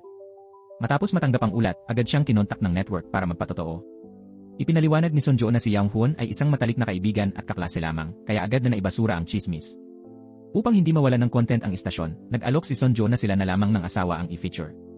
Dalawa ang dahilan niya, una, para mapawi ang mga chismis tungkol sa kanilang kasal at mapangalagaan ang imahe ng kumpanya, at pangalawa, para mailantad at mairita si Mira, na pinaghihinalaan niyang nag-umpisa ng chismis. Pumayag si Myungsob dahil nais din niyang mapabuti ang kanyang imahe para mas madali niyang makontrol ang kumpanya. Galit na galit si Mira nang makita sa telebisyon ang matamis na pagpapakita ng pagmamahalan ng mag-asawa. Sa sobrang galit, binasag niya ang TV. Kinabukasan, inisip ni Myungsob na tamang panahon na upang simulan ang formal na negosasyon kay Sonjo. Simple lamang ang mensahe niya, alam kong wala kang ebidensya laban sa akin. Kung meron ka, ilabas mo na at isiwalat mo ako. Mas mabuti pang bumalik ka na lamang bilang asawa at ina. Hindi mo kayang makipaglaban sa maruming digmaan sa negosyo. Ang posisyon ng chairman, akin na yon. Tumitig si Myungsob kay Sonjo na may kumpiyansa at kumikislap ang mga mata. Sa sobrang galit, napatawa na lang si Sonjo at tinawag siyang baliw. Hindi na siya dinagdagan pa ni Myungsob ng paliwanag, ngunit malinaw sa kanyang tindig na marami pa siyang nakatagong plano. Nahihirapan si Sonjo na harapin ang lahat ng suliranin ng mag-isa at lalong hindi paborable ang sitwasyon. Hindi nagtagal, dumating ang araw ng libing ng kanyang ama. Pinilit ni Kang Im na bumalik sa bansa sa kabila ng kanyang karamdaman. Sa mismong araw ng libing, muling umatake si Myungsob. Ang babaeng ipinahanap niya sa sekretarya ay biglang sumulpot at nagsisigaw ng malakas. Ang babaeng ito ay walang iba kundi ang tunay na ina ni Jungwon. Nabigla si Kang Im at biglang lumala ang kanyang karamdaman, dahilan upang siya ay muling maospital para magpagaling. Sinamantala ni Yang Hoon ang pagkakataon upang mas maging malapit kay Sonjo. Samantala, palihim na nagkita si Mira at Yang Hoon. Ang lalaking ito at ang babaeng iyon, na kapwa may baluktot na pag-ibig, ay pumasok sa isang kasunduang hindi maaaring ilantad. Sa tulong ni Myungsob, muling nagkita si Jungwon at ang kanyang tunay na ina matapos ang maraming taon. Sadyang hinanap ni Myungsob ang ina ni Jungwon upang maimpluwensyahan siya. Dahil sa labis na pasasalamat, hindi na malaya ni Jungwon na nahulog na siya sa patibong ni Myungsob. Ilang araw pa lamang ang nakalipas nang bumalik sa ospital ang ina ng chairman, si Kang Im, na may malubhang karamdaman at kailangang magpahinga. Bigla namang may babaeng pumasok sa silid ng ospital. Ang babae ay siyang kumuha ng kaligayahan ni Kang Im, kaya hindi niya ito maaaring pakitunguhan ng magalang. Ngunit nang dumating si Jungwon, agad nagpakitang kaawa-awa ang babae. Lumabas na ang babaeng ito ay ang tunay na ina ni Jungwon. Sabi na, ang ina at anak ay konektado ang puso, kaya't hindi maaaring hindi maapektuhan si Jungwon nang makita ang kanyang ina na bastos na tinatrato ng chairman. Hindi inakala ni Kang Im na ang kanyang anak, na dati masunurin, ay biglang magbabago, sumigaw ito sa kanya nang walang respeto, at nagbanta pa na puputulin ang 30 taong ugnayan nila bilang mag-ina. Sinasabi na mas dakila ang pagmamahal ng isang ampon kaysa tunay na ina, ngunit ang 30 taong samahan ay nabasag. Iniwan si Sonjo sa panahong labis niyang kailangan ng tulong, at napilitan pa siyang yumuko kay Myungsob, ang lalaking dating kinamumuhian niya, upang pasalamatan ito sa pagtulong na makita ang kanyang tunay na ina. Dahil sa labis na pasasalamat, hindi na malaya ni Jungwon na nahulog na siya sa patibong ni Myungsob. Pagkatapos nilang magkita, agad namang tumawag ang tunay na ina kay Myungsob upang humingi ng pera. Hindi pagmamahal ang dahilan ng pagbabalik ng ina, kundi ang malaking gantimpala na ipinangako ni Myungsob. Si Jungwon, na dati nang niloko ni Mira sa pag-ibig, ay muli na namang nalinlang ngayon naman sa usapin ng pamilya. Sa mga oras na yon, hindi makontak ni Sonjo ang kapatid at hindi niya alam kung paano palalakasin ang loob ng kanyang ina. Sa kanyang pagkadismaya, napilitan siyang ibuhos ang kanyang saloobin kay Yang Hoon. Habang nakikinig, sinamantala ni Yang Hoon ang pagkakataon upang regaluhan si Sonjo ng isang upuang gawa niya mismo. Ipinakita pa niya ang mga kalyo sa kanyang mga kamay bilang patunay ng kanyang pagsisikap at ginamit ang kanyang kaalaman sa psikolohiya upang dahan-dahang pasukin ang puso ni Sonjo. Unti-unting nahulog si Sonjo sa kanyang kabaitan. Ngunit bumalik siya sa mapait na realidad, kinailangan pa rin niyang harapin ang walang habas na pag-atake ni Myungsob. Halos tuluyan nang bumagsak si Sonjo, lalo na ngayong nakuha na ni Myungsob ang suporta ni Jungwon. Hindi lamang mga problema sa negosyo ang iniisip ni Sonjo, kailangan din niyang paghandaan kung paano makakalaban ng wala ni isang maasahan. Samantala, patuloy na binubulungan at nililinlang ni Myungsob si Jungwon. Ipinapakita niyang ang pagkakahiwalay nito sa kanyang tunay na ina ay kagagawan ni Sonjo at ng kanilang ina. Dahil dito, mas lalo pang nagsumikap si Jungwon na tulungan si Myungsob at gumawa ng iba't ibang taktika upang maging pinakamakapangyarihang katuwang niya. Hindi magawang sabihin ni Sonjo ang masamang balita sa kanyang ina, ni hindi niya kayang makita na masira ang lahat ng pinaghirapan at alaala ng kanilang pamilya. Sa huli, napilitan siyang makipagkasundo kay Myungsob. Ginamit niya ang kanyang posisyon bilang pansamantalang chairwoman kapalit ng pag-ako ni Myungsob sa mga kabuluhang siya rin ang may gawa. Gayunpaman, hindi sumuko si Sonjo at patuloy na palihim na nagplano ng kanyang pagbangon. Nagmungkahi si Direktor Ko, isang pinagkakatiwalaang tauhan ng kanyang ina, na humanap sila ng hedge fund upang pansamantalang malutas ang kagipitan ng kumpanya. Ngunit may hawak ng mahinang punto si Myungsob laban sa anak ni Direktor Ko. Hindi pa malinaw kung si Direktor Ko ay kikilos dahil sa konsensya o kung siya ba ay lihim na kasabwat ni Myung-sob. Samantala, labis ang kasiyahan ni Myung-sob sa kanyang mga tagumpay. Ang welga sa Pilipinas na siya mismo ang nag-umpisa ay mabilis din niyang naresolba, dahilan upang makakuha siya ng malaking prestihiyo sa kumpanya. Sa sobrang kayabangan, hindi na siya umuwi at gabi-gabi na lamang nananatili sa bahay ni Mira. Hindi lamang iyon, ipinagkatiwala pa niya kay Mira ang pamamahala ng isang art gallery na pag-aari ng kumpanya. Dahil dito, naging mas matapang si Mira. Nagkaroon pa siya ng alitan kay Yang Hoon. Bagaman sinabi ni Yang Hoon na nais niyang makuha si Sonjo, malinaw niyang idiniin na hindi dapat saktan ang babaeng mahalaga sa kanya. Matagal na niyang layunin na ilantad ang relasyon ni Mira at Myung-sob upang gamitin ang opinyon ng publiko at mapilitang hiwalayan ni Sonjo ang asawa. Ngunit hindi na kagaya ng dati si Mira. Hindi na siya mahina at sunod-sunuran tulad ng isang pasyenteng sumusunod sa doktor. Ayaw na rin niyang saktan ang lalaking gusto niyang protektahan. Sa pagitan nila, may hindi masabi ngunit malinaw na tensyon. Isang gabi, nawala ng kontrol si Mira at gumawa ng hakbang. Sinimulan niyang targetin pati ang mga bata. Palihim niyang pinadalhan ng mga litrato si Taehi. Ang mga larawan ay nagpapakita kina Sonjo at Yang Hoon na magkasama ng malapit. Dahil dito, nalinlang ang bata at naniwala na may relasyon ang kanyang ina kay Yang Hoon, kaya hindi magkasundo sina Sonjo at Myung-sob. Sa likod ng lahat ng ito, hindi alam ni Taehi ang pait na nararamdaman ng kanyang ina. Habang ang walang hiya at mapagkunwaring si Myung-sob ay nagpapakita ng imahe ng isang mabuting ama sa harap ng kanyang anak, si Sonjo, na labis ang pagod at sakripisyo para sa pamilya, ay napagbibintangan pang masamang ina. Gayunman, kinimkim lamang niya ang lahat ng sama ng loob alang-alang sa kanyang mga anak. Alam ni Sonjo na si Mira ang may pakana ng lahat. Sa pagnanais na maresolba ang welga sa kanilang pabrika sa Pilipinas, ibinigay ni Sonjo kay Myung-sob ang posisyon bilang pansamantalang pangulo ng kanilang grupo, isang desisyong itinuturing niyang pinakamalaking pagkakamali. Ginamit ni Myung-sob ang kapangyarihan ng pagiging pansamantalang pangulo upang italaga si Mira bilang tagapamahala ng grupo ng art gallery, isang hakbang na tila nag-imbita ng sariling kaaway sa kanilang tahanan. Kalaunan, sinabi pa ni Myung-sob na maaari silang mamuhay ng masaya at malaya. Ang mga salitang iyon ay tuluyang nagpabagsak sa pananaw ni Sonjo. Malinaw na wala nang balikan si Myung-sob, tila lantaran na ang pagtataksil. Sa kabila ng patong-patong na panggigipit ni Myung-sob at Mira, wala nang maatrasan si Sonjo. Ang tanging magagawa niya ay gamitin ang kanyang impluensya bilang reyna na may kapangyarihang mag-utos sa mga ginang ng mataas na lipunan upang pabagsakin si Mira. Hindi inasahan ni Mira na ang unang charity auction na maingat niyang inihanda para makakuha ng papuri mula kay Myung-sob ay magiging isang kahihiyan. Sa napakalaking art museum, isang tao lamang ang dumating, isang bisitang ang layunin ay pagtawanan at pahiyain siya. Ang lahat ng ginang ng kanilang club ay naroon sa literary at artistic event ni Sonjo. Habang pinupuri ng mga ginang ang matagumpay na seminar ni Sonjo, nagginit-ngit si Mira at halos manlilisik ang mga mata sa galit. Mula pa sa simula, mahirap nang unawain ang isip ng isang babaeng gaya ni Mira, walang kakayahan, ngunit laging ibinubunton sa iba ang kanyang mga pagkakamali. Buong kanyang loob na tuluyang durugin si Sonjo sa anumang paraan. Hindi inakala ni Sonjo na darating ang araw na si Mira ay basta na lamang lulusob sa kanilang tahanan para makaganti. Nang umuwi si Taehi at makita ang nakahihiyang eksena, labis siyang nalungkot at nabahala, ngunit hindi niya ito ibinunyag sa oras na yon. Pagka-uwi ni Taehi, agad siyang nagkulong sa kanyang kwarto at hindi nakipag-usap sa mga magulang. Noon pa man, iniisip na niya na may kalaguyo ang kanyang ina. Ang ebidensya na nakita niya mismo sa pagkakataong ito ay labis na mabigat para sa kanya at hindi agad niya ito matanggap. Kinagabihan, binalaan ni Sonjo si Myung-sob na magpigil. Sinabi niya na kung tuluyang masira ang pamilya, darating ang araw na pareho silang mawawalan. Ayaw din ni Myung-sob na maging masyadong pangit ang sitwasyon, kaya't pansamantala niyang binawasan ang pagpunta kay Mira tuwing gabi. Dahil dito, labis na nainis si Mira dahil sa kabiguan ng kanilang mga plano. Kinabukasan, patuloy na iniiwasan ni Taehi ang kanyang mga magulang. Lahat ng kilos ng dalaga ay kakaiba at kahina-hinala. Hindi alam ni Myung-sob kung ano ang pumasok sa kanyang isipan, kaya palihim niyang kinausap si Mira at iniutos dito ang isang lihim na misyon. Samantala, nagkaroon ng problema sa kumpanya ni Sonjo. Bago pa man, ipinakilala ni Director Kwon kay Sonjo ang isang hedge fund. Pinakamalapit na sa susunod na linggo, kailangan nang maipasa ni Sonjo ang mga shares na isinangla para rito, ngunit ayaw niyang mag-alala ang ina. Dahil walang gabay mula sa nakatatanda, labis ang hirap ni Sonjo sa pagharap sa sitwasyon. Kinagabihan, ginamit ni Sonjo ang isang mapait na taktika kay Jongwon. Sinabi niya na kung hindi siya ituturing na kapatid at kung may mga bagay na makakasakit kay Kang Im, hindi niya ito mapapatawad. Si Jongwon, na naging kanang kamay ni Myung-sob, ay bahagyang nagdalawang isip. Ngayon, wala nang asawa si Sonjo, hindi rin niya nais palaging istorbohin ang kapatid at ina, kaya kapag siya'y nalulungkot, tumatakbo siya mag-isa sa kahoyang pagawaan ni Yang Hoon upang mapag-isa. Isang araw, laking gulat niya nang madiskubre na si Yang Hoon at si Mira ay magkasabwat. Narinig pa niya na si Mira ay sadyang lumapit kay Jongwon at ang pagpapakalat ng mga chismis ay planado ni Yang Hoon upang sirain ang kasal ni Sonjo at maagaw siya mula sa masamang asawa. Halos hindi makapaniwala si Sonjo sa kanyang narinig. Kinabukasan, matapos pag-isipan ang lahat, hinarap niya si Yang Hoon upang linawin ang lahat at galit na galit niyang pinagsabihan ito na sadyang kabaliwan ang kanyang ginawa. Ipinaliwanag ni Yang Hoon na ginawa lamang niya yon dahil hindi niya matanggap na nakikitang nasasaktan si Sonjo at gusto niya itong agawin mula kay Myung-sob. Ngunit ang mga salitang puno ng kabaliwan ay hindi nakapawi sa damdamin ni Sonjo. Sa huli, pinili niyang tuluyang putulin ang anumang ugnayan kay Yang Hoon.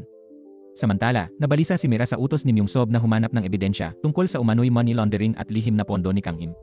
Nangako si Myung Sob na kapag nakuha niya ang posisyon bilang direktor ng Art Museum, gagawin niyang pangunahing ginang ng grupo si Mira. Dahil dito, hindi na nagdalawang isip si Mira at agad kumilos. Ngunit sa kabila ng masusing paghahanap, wala siyang nakitang anumang iligal na ebidensya. Nang matanggap ni Myung Sob ang balita, labis ang kanyang pagkainis. Habang tumatagal ang labanan sa negosyo, dumarami ang hindi inaasahang balakid para kay Myung Sob. Sa isang hapunan ng pamilya, sinadya ni Taehi na imbitahan si Mira at lantarang dinadala ang paksa ng usapan patungkol kay Mira. Hindi maiwasan ni Sonjo ang maghinala na baka nadiskubre na ng anak ang relasyon ni Myung Sob at Mira. Ngunit hindi pa rito natatapos ang lahat. Kinagabihan, pinuntahan ni Jungwon ang kanyang ina-inahan. Ipinahayag niya na hindi niya nalimutan ang nakaraan kung saan ang kanyang tunay na ina ay sinubukang i-blackmail si Kang Im para sa pera. Sa harap ni Kang Im, inamin ni Jungwon na ang mga salitang ibinunyag niya noon kay Sonjo ay isang taktika lamang upang magmukhang traitor siya. Layunin niyang makuha ang buong tiwala ni Myung Sob upang masubaybayan ang lahat ng kilos nito. Labis ang tuwa ni Sonjo sa narinig dahil sa gitna ng kanyang pinagdadaanan, labis niyang kailangan ng mapagkakatiwalaang kakampi. Lumipat ang eksena sa isa pang hapunan ng pamilya. Muli, gumawa ng nakakagulat na hakbang si Taehi. Nagkunwari siyang walang alam sa relasyon ng ama at ni Mira at inanyayahan pa ito sa kanilang bahay. Doon, sinadya niyang ipaserve kay Sonjo ang isang maselang French dish na alam niyang hindi kakayanin ni Mira. Sa pamamagitan nito, palihim niyang pinahiya ang babae at pagkatapos ay lantaran namang ipinapakita ang pagmamahalan ng kanyang mga magulang sa harap ng kabit. Paulit-ulit na tinutulak ni Taehi ang pasensya ni Mira hanggang sa tuluyan itong mabuwisit. Umuwi si Mira na galit at nagpakalango sa alak. Napansin ni Sonjo ang matinding puot na nararamdaman ng anak at gayon din si Myung Sob. Dahil dito, tinanong siya ni Myung Sob kung nasabi ba niya ang sikreto sa kanilang anak. Ngunit tinukso lamang siya ni Sonjo, sinabing natatakot lamang siya dahil may kasalanan. Nainsulto si Myung Sob at bumanat ng masasakit na salita, sinasabing hindi puro siya ang dapat sisihin at dapat ding suriin ni Sonjo ang kanyang sarili. Ayaw nang makipagtalo ni Sonjo at agad siyang pumunta kay Taehi upang alamin kung ano ang alam ng anak, ngunit nanatiling tahimik at kunwari inosente ang dalaga. Sa murang edad, nakitaan siya ng kahangahangang lalim at talino. Kinabukasan, ipinatawag ni Myung Sob ang isang pagpupulong upang planuhin ang pagbili ng lahat ng shares na isinangla ni Sonjo sa hedge fund. Layunin niyang makuha ang karamihan ng shares at tuluyang maagaw ang kontrol. Ipinadala rin niya si Mira upang sirain ang anumang ebidensya laban sa kanya at makaupo ng walang bahid sa posisyon bilang chairman. Subalit may kakaibang naramdaman si Jungwon kaya parihim niyang sinabihan si Sonjo habang inaalagaan nito si Kang Im. Sa kanilang pag-uusap, hindi nila namalayang narinig ni Kang Im ang ilan sa kanilang mga plano. Matagal nang may kutob si Kang Im na masama ang intensyon ni Myung Sob kaya agad niyang ipinatawag ang kanyang pinagkakatiwalaan upang alamin ang lahat ng ginawa ng manugang. Hindi na nakapagtimpi si Kang Im at agad na lumabas ng ospital. Tinawag niya sina Myung Sob, Jungwon at Sonjo upang harapin ang sitwasyon. Ngunit bago pa man sila makakilos, biglang dumating ang mga taga-prosekusyon.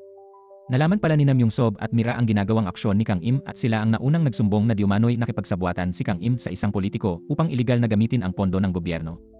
Ang ganitong uri ng paratang ay lubhang mapanganib kung may ebidensya, mabilis ang hatol, ngunit kung wala, mahirap linisin ang pangalan. Habang tumatagal ang investigasyon, lumipas ang mga araw, isang pagkakataon para kay Myung Sob na tuluyang agawin ang kumpanya. Ayaw niyang direktang makipagsagupaan kay Kang Im kaya't sinamantala niya ang oras upang simulan ang pagkuha ng shares. Dumulog si Sonjo kay Myung Sob upang ipakiusap na pakawalan ang kanyang ina, ngunit nanatili siyang inosente at umaasang madadaan sa usapan ang lahat. Habang kunwari nakikisimpatya, lihim namang inaabangan ni Myung Sob ang tamang oras upang makumpleto ang kanyang plano. Pag-uwi ni Sonjo ng gabing iyon, muling dumating ang isang mabigat na dagok. Nabahala si Taehi sa pagkakaaresto ng lola at sa nakikita niyang patuloy na nalilinlang ang ina sa usapin ng pag-ibig. Sa sobrang pagkabahala, ibinunyag niya na nakita niya mismo sina Myung Sob at Mira na naghahalikan sa kanilang bahay. Labis ang pagkabigla ni Sonjo sa sobrang kapangahasan ng dalawang traidor. Pagkaraan ng sandaling pagkabigla, niyakap niya ang anak at inaliw ito. Alam niyang oras na upang may kumilos para ipagtanggol ang pamilya at wala nang iba kundi siya, ang panganay na anak at tunay na haligi ng pamilya. Kinabukasan, suot ang maayos at pormal na damit at may malamig na ekspresyon, umalis ng bahay si Sonjo. Inakala ng lahat na magwawala siya at harapang lalaban kay Myung Sob, ngunit kabaligtaran ang nangyari. Sa halip, umarte siyang parang isang mabait at mapagmahal na asawa't ina, nag-ehersisyo tuwing umaga, namamalengke, at nagluluto ng mga masasarap na pagkain, na para bang bumalik ang panahon bago mabunyag ang pagtataksil. Hindi nagtagal, malinaw na inihayag ni Sonjo ang kanyang plano kay Myung Sob. Sinabi niyang hindi niya kayang harapin ang sunod-sunod na problema ng kumpanya at nais niyang ipasa ang buong pamamahala sa kanya. Kasabay nito, maingat niyang ipinakiusap na tulungan niyang palayain ang kanyang ina. Hindi natakot si Myung Sob sa kanyang mga kahilingan, ang kinatatakutan niya ay ang kakaibang katahimikan at pakikitungo nito. Nagkunwari siyang pumayag at agad na nagpatawag ng pulong kasama ang kanyang mga tauhan. Tinanong niya si Jungwon kung may nalalaman ito sa mga lihim na galaw ni Sonjo, ngunit wala itong maisagot. Bagaman hindi na siya nag-usisa, nagsimula na siyang maghinala kay Jungwon. Mabilis na nagbago ang mukha ni Myung-sob at pinag-isipan ang mga panganib na maaaring harapin bago ang nalalapit na shareholders meeting.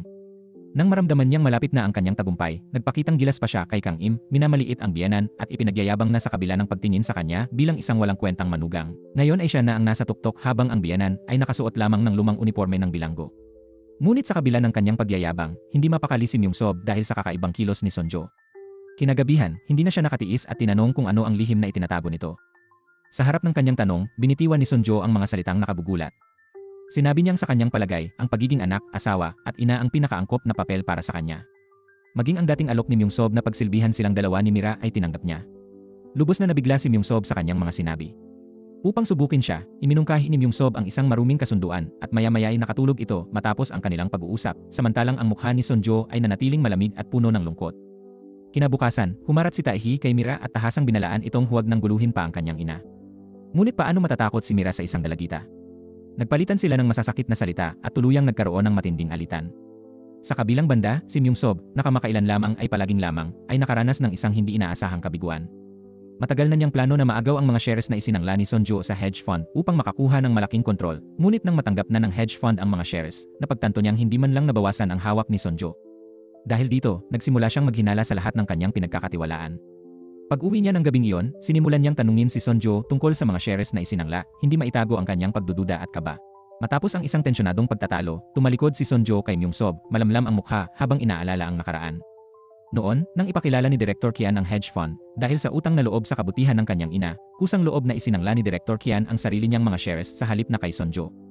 Dahil dito, hindi nabawasan ang shares ni Sonjo. Nang maisalaysay ni Sonjo ang nakaraan, kunwari ay matagal na niyang gustong sabihin ito kay Myung-sob ngunit palaging nakakalimutan. Hindi mawari kung ano pa ang pinaplano ni Sonjo, kaya lumayo si Myung-sob at kinausap ang kanyang sekretarya tungkol sa nalalapit na shareholders meeting. Nagpasya siyang ituloy ang pagpupulong ayon sa plano, ngunit pansamantalang ipagpaliban ang eleksyon para sa posisyon ng chairman dahil malinaw na may sapat na shares si Sonjo upang manalo. Pagkaalis ng sekretarya, dumating si Jungwon na may dalang masamang balita. Kumakalat na sa merkado ang mga peking produkto ng kanilang kumpanya.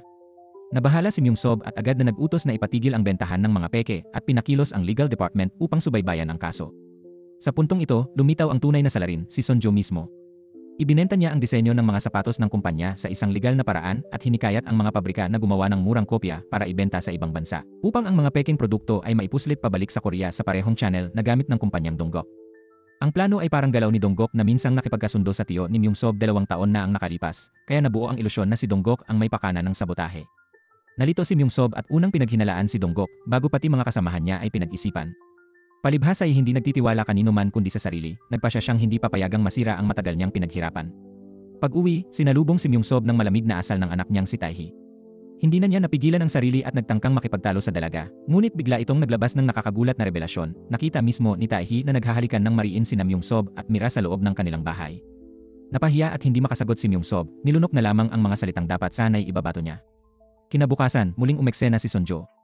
Nilapitan niya si Mira at sinabi na ayaw na niyang makipaghiwalay kay Myung-sob, handa siyang manatili sa kasal kahit na mayroong 2 babae sa buhay ng kanyang asawa, basta't si Mira ay manatiling kabit habang buhay. Ngunit lihim niyang natuklasan na ang dahilan ng pagkakakulong ng kanyang ina na si Kang Im ay dahil pineke ni Mira ang mga account upang palabasing may kasalanan ang matanda. Halos sabay, dumating ang subwena para kay Myung-sob upang humarap sa korte. Natakot si Mira at upang makaiwas sa gulo, pinayuhan siya ni Myung-sob na pansamantalang umalis ng bansa. Hanggat walang matibay na ebidensya para sa kaso ni Kang Im, mananatili sa kulungan ang matanda, kaya't walang sagabal si Myung-sob sa kanyang mga plano. Upang masungkit ang posisyon ng chairman, kunwari isumang-ayon si Mira ngunit lihim na nakipag-ugnayan kay Sonjo para sa isang kasunduan.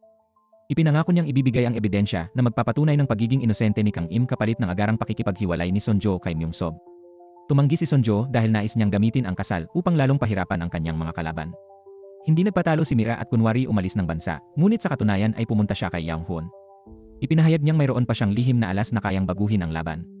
Sa kabila ng pagkukunwaring pakikipagsabuatan kay Mira, malinaw na hindi pa rin naglaho ang baluktot na pagmamahal ni Yang-hoon para kay Sonjo. Nagkasundo silang muling magtulungan, subalit mukhang may sariling plano si Yang-hoon. Sa kanyang opisina, lihim siyang naghanda ng mga gamot na hindi malinaw ang pinagmulan at matagal niya itong pinagmasdan, waring may mabigat na iniisip. Samantala, inihanda ni Sonjo ang susunod na hakbang.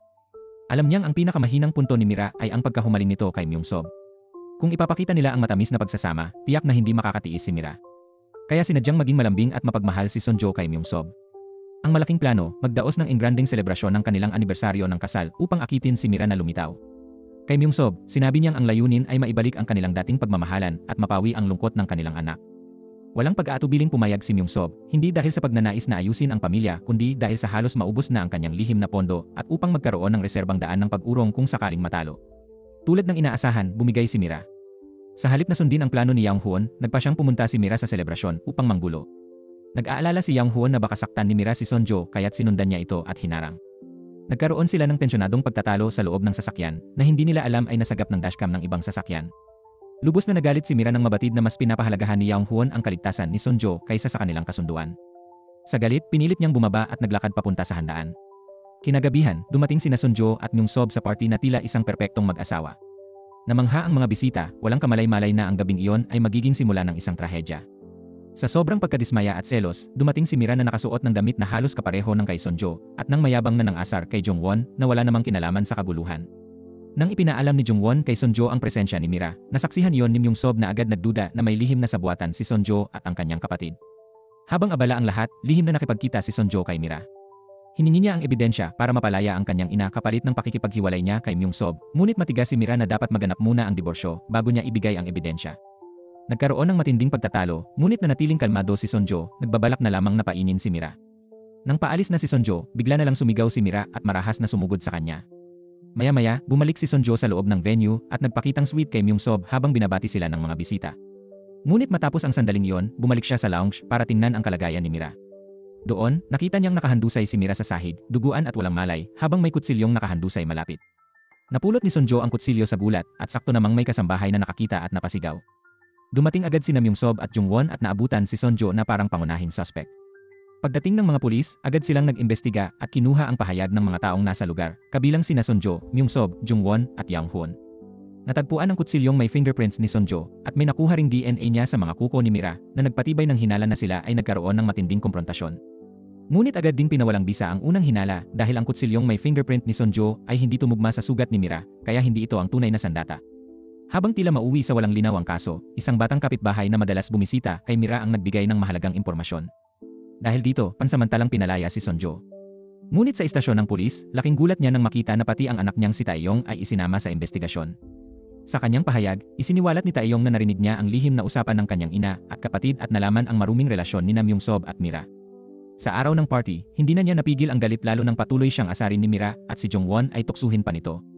Sa bugso ng damdamin, umamin si Taeyong na siya ang sumaksak kay Mira. Halos mabaliw si Sonjo sa narinig. Gayunman, nang ipakita ng mga pulis ang kutsilyo kay Taeyong, kinumpirma niya na iyon ang ginamit niyang sandata na siya namang hindi akma sa mga sugat ng biktima. Dahil dito, napag-alamang hindi siya ang tunay na may sala at marahil ay inaako lamang ang krimen para protektahan ang isang mahal niya. Sa kabila nito, pinauwi muna siya habang nagpapatuloy ang investigasyon. Pag-uwi, mabigat ang loob ni Taeyong at bago umakyat ng hagdan ay lihim na tumingin kay Myungsob ng isang makahulugang sulyap. Kinabukasan, nagkaroon ng matinding pagtatalo sina Sonjo at Myungsob. Naniniwala si Sonjo na maraming butas ang kaso at imposibleng si Taeyong ang salarin, ngunit iginiit ni Myungsob na malinaw ang ebidensya at may pag-amin na mismo ang bata. Naghiwalay sila ng landas matapos ang alitan. Dahil sa tiwala ng ina, bahagyang nag-alinlangan si Taeyong ngunit nanindigan pa rin sa kanyang pahayag. Walang magawa si Sonjo kundi ang maghintay habang patuloy na naapektuhan ang buong pamilya. Hindi makatulog si Taeyong at halos masiraan ng bait, samantalang si Taehi ay halos hindi na tumigil sa pag-iyak. Hindi matanggap ni Sonjo na ang kanyang mga anak ay nasasaktan kaya pinilit niyang sariwain ang mga pangyayari. Naalala niya ang isang mahalagang detalye, noong una may puting panyo si Myungsob sa kanyang dibdib, ngunit kalaunan ay naglaho ito. Alam niyang abala si Myungsob sa pagtanggap ng mga bisita at hindi magkakaroon ng oras upang gamitin ang panyo maliban kung napilitan. Nagsimulang magduda si Sonjo at nilibot ang buong bahay. Dahil kabisado ni Myungsob ang bawat sulok, tiyak na madali para dito ang magtago ng ebidensya. Di nagtagal, natagpuan niya ang tunay na sandata na binalot ng puting panyo at itinago sa loob ng isang bag ng sapatos. Sa kabila ng pagkabigla, ibinalik niya ito sa pinangalingan. Samantala, nagtungo si Myungsob sa ospital kung saan nakaratay si Mira at muntik nang patayin ang nakaratay na babae sa pamamagitan ng pagpatay sa life support. Ngunit nanaig ang munting natitirang konsensya at naupo na lamang siya, pabulong na sinasabing, kahit para sa akin, mamatay ka na sana. Pag-uwi, nadatnan niyang paalis si Sonjo. Sa kaba, agad siyang nagtungo sa lugar kung saan nakatago ang sandata upang tiyaking naroon pa ito. Nang masiguro niyang hindi pa nahahanap, nakahina siya ng maluwag, hindi alam na may mga nakatagong kamera na lihim na ikinabit ni Sonjo at naitala ang lahat. Samantala, sa ospital, tumayo na si Mira mula sa kama at tahimik na umalis. Matagal na pala siyang gising at alam ang lahat ng ginawa at sinabi ni Myungsob. Sa isang biglang pagbalik-tanaw, nalantad ang katotohanan, si Myung-sob mismo ang sumaksak kay Mira. Pinilit ni Mira na gamitin ang ebidensya para mapalaya si Kang Im kapalit ng diborsyo ni Sonjo, ngunit natakot si Myung-sob na kapag nakalabas si Kang Im, tuluyan siyang babagsak. Sa pagkataranta, tinangka niyang patayin si Mira. Sa kabila ng galit niya kay Mira, hindi matiis ni Sonjo na hayaan itong magpakamatay o mamatay ng walang laban. Dumating siya sa tamang oras at pinigilan ang trahedya dahil ayaw niyang maulit ang nakaraan kung saan nasawi ang kanyang nakababatang kapatid dahil sa isang relasyon na puno ng pagtataksil. Sa huli, napaiyak si Mira, ngunit napahinahon ni Sonjo, handang tapusin ang bangungot na nagsanhi ng matinding sugat sa kanilang lahat. Sa mga oras na yon, kinuha na ni Myung-sob ang tunay na sandata. Naalala niya ang isang kaganapan sa nakaraan. Ang peking sandata ay kinuha niya mula sa kusina. Mula pa sa simula, planado na niyang ibaling ang lahat ng hinala kay Sonjo, ang taong madalas magluto at palaging may bakas ng fingerprint sa mga kutsilyo. Itinago ni Myung-sob ang totoong sandata sa loob ng isang ligtas, habang ang kanyang mukha ay madilim, tila may masamang binabalak. Kinabukasan, nang bumisita si Myung-sob sa silid ng ospital ni Mira, nagulat siya. Hindi lang mga pulis ang naroon, gising na rin si Mira. Ang tanging magandang balita para kay Myung-sob ay hindi siya itinuro ni Mira. Nagpanggap si Mira na wala siyang alaala. Kagabi, nagkasundo na pala sina Mira at Sonjo. Nagkaisa silang magtanghal ng isang palabas upang bitagin si Myung-sob. Ayon sa doktor, hindi matiyak kung kailan babalik ang alaala ni Mira. Dahil dito, hindi mapakali si Myung-sob, parang may nakatakdang sumabog na bomba sa tabi niya. Samantala, madilim ang mukha ni Sonjo. Kahapon, nakipag-alyansa siya kay Mira at parehong isinantabi ang lahat ng dati nilang alitan. Sa madaling sabi, para kay Sonjo, ang lalaking ito ay dapat mamatay at mamatay nang wala ng pagkakataong makabangon. Pagkatapos, ang pahayag ni Mira ay nakapagpawala ng lahat ng kaba ni Myung-sob. Ipinahayag ni Mira na nabawi na niya ang kanyang alaala at siya mismo ang tumawag sa pulis. Mariin niyang sinabi na dahil sa sigalot sa relasyon, labis ang kanyang sama ng loob kaya siya mismo ang sumaksak sa sarili. Halos mabaliw ang mga pulis dahil bawat araw ay may bagong baliktad na pangyayari. Sa halip ng mga bagong suspect, ang resulta pa ay isang kasong pananakit sa sarili. Dahil kumpleto na ang mga pahayag, wala nang nagawa ang mga pulis kundi mabilis na isara ang kaso. Gayunman, nang sila ni Myung-sob ay naiwan na lamang, ipinaliwanag ni Mira na hindi pa rin niya tunay na nababawi ang kanyang alaala. Narinig lamang niya na ang totoong salarin sa nakaraang insidente ay ang anak ni Myung-sob. Upang hindi madungisan ang pangalan ng minamahal na anak ng lalaki, kusa niyang inako ang kasalanan para mailigtas ito. Sa marinig ito, nakahinda ng maluwag si Myung-sob. Samantala, ipinaliwanag ni Taehi kay Sonjo kung bakit umamin ang nakababatang kapatid na si Taeyong. Pinaniniwalaan ng anak na si Sonjo ang salarin upang mailigtas ang kanilang ina. Dahil bata pa ang kapatid, hindi siya mabibigyan ng mabigat na parusa, kaya pinilit niya itong umamin. Maging ang pahayag ng mga saksi ay napagplanuhan ng anak. Dahil dito, lubhang nalito si Sonjo. Ang mga pinakamamahal niyang kamag-anak ay nasasangkot sa panganib dahil kay Myung-sob. Hindi pa rito natatapos ang lahat. Sa katunayan, nasaksihan mismo ni Taeyong ang buong proseso ng krimen ni Myung-sob. Ang mga pagkataranta niya nitong mga nakaraang araw ay hindi dahil sa paggawa ng peking ebidensya, kundi dahil sa nakakatakot na alaala ng nakita niya. Nang makita ito ni Sonjo, nagpasya siyang pabilisin ang laban kay Myung-sob. Makalipas ang ilang araw, bumalik ang mga pulis upang ibalik ang ebidensya. Ang kaso ni Mira ay tuluyang itinuring na isang kaso ng pananakit sa sarili. Ang pag-amin ni Taeyong at ang peking ebidensya ay hindi na isinakdal dahil menor de edad siya. Akala ni Myung-sob na malapit na ang kanyang payapang mga araw, ngunit bigla niyang nalaman na nakuha ng ina ni Sonjo ang isang mahalagang ebidensya at malapit nang makalaya. Galit na galit siyang hinarap si Mira at tinanong kung siya ang nagbigay ng ebidensya kay Sonjo. Patuloy na nagkunwaring wala pa ring alaala si Mira, kaya walang napaglabasan ng galit si Myung-sob. Kasabay ng balitang lalaya na si Kang Im, nag-umpisa ng mabahala ang mga tauhan ni Myung-sob at nagsimulang umurong. Sa kabilang banda, muling nagkita sina Sonjo at Mira. Ang huling laban upang pabagsakin si Myung-sob ay tuluyan ng magsisimula. Tahimik na ginamit ni Sonjo ang ebidensyang ibinigay ni Mira upang mailabas ang kanyang ina mula sa kulungan.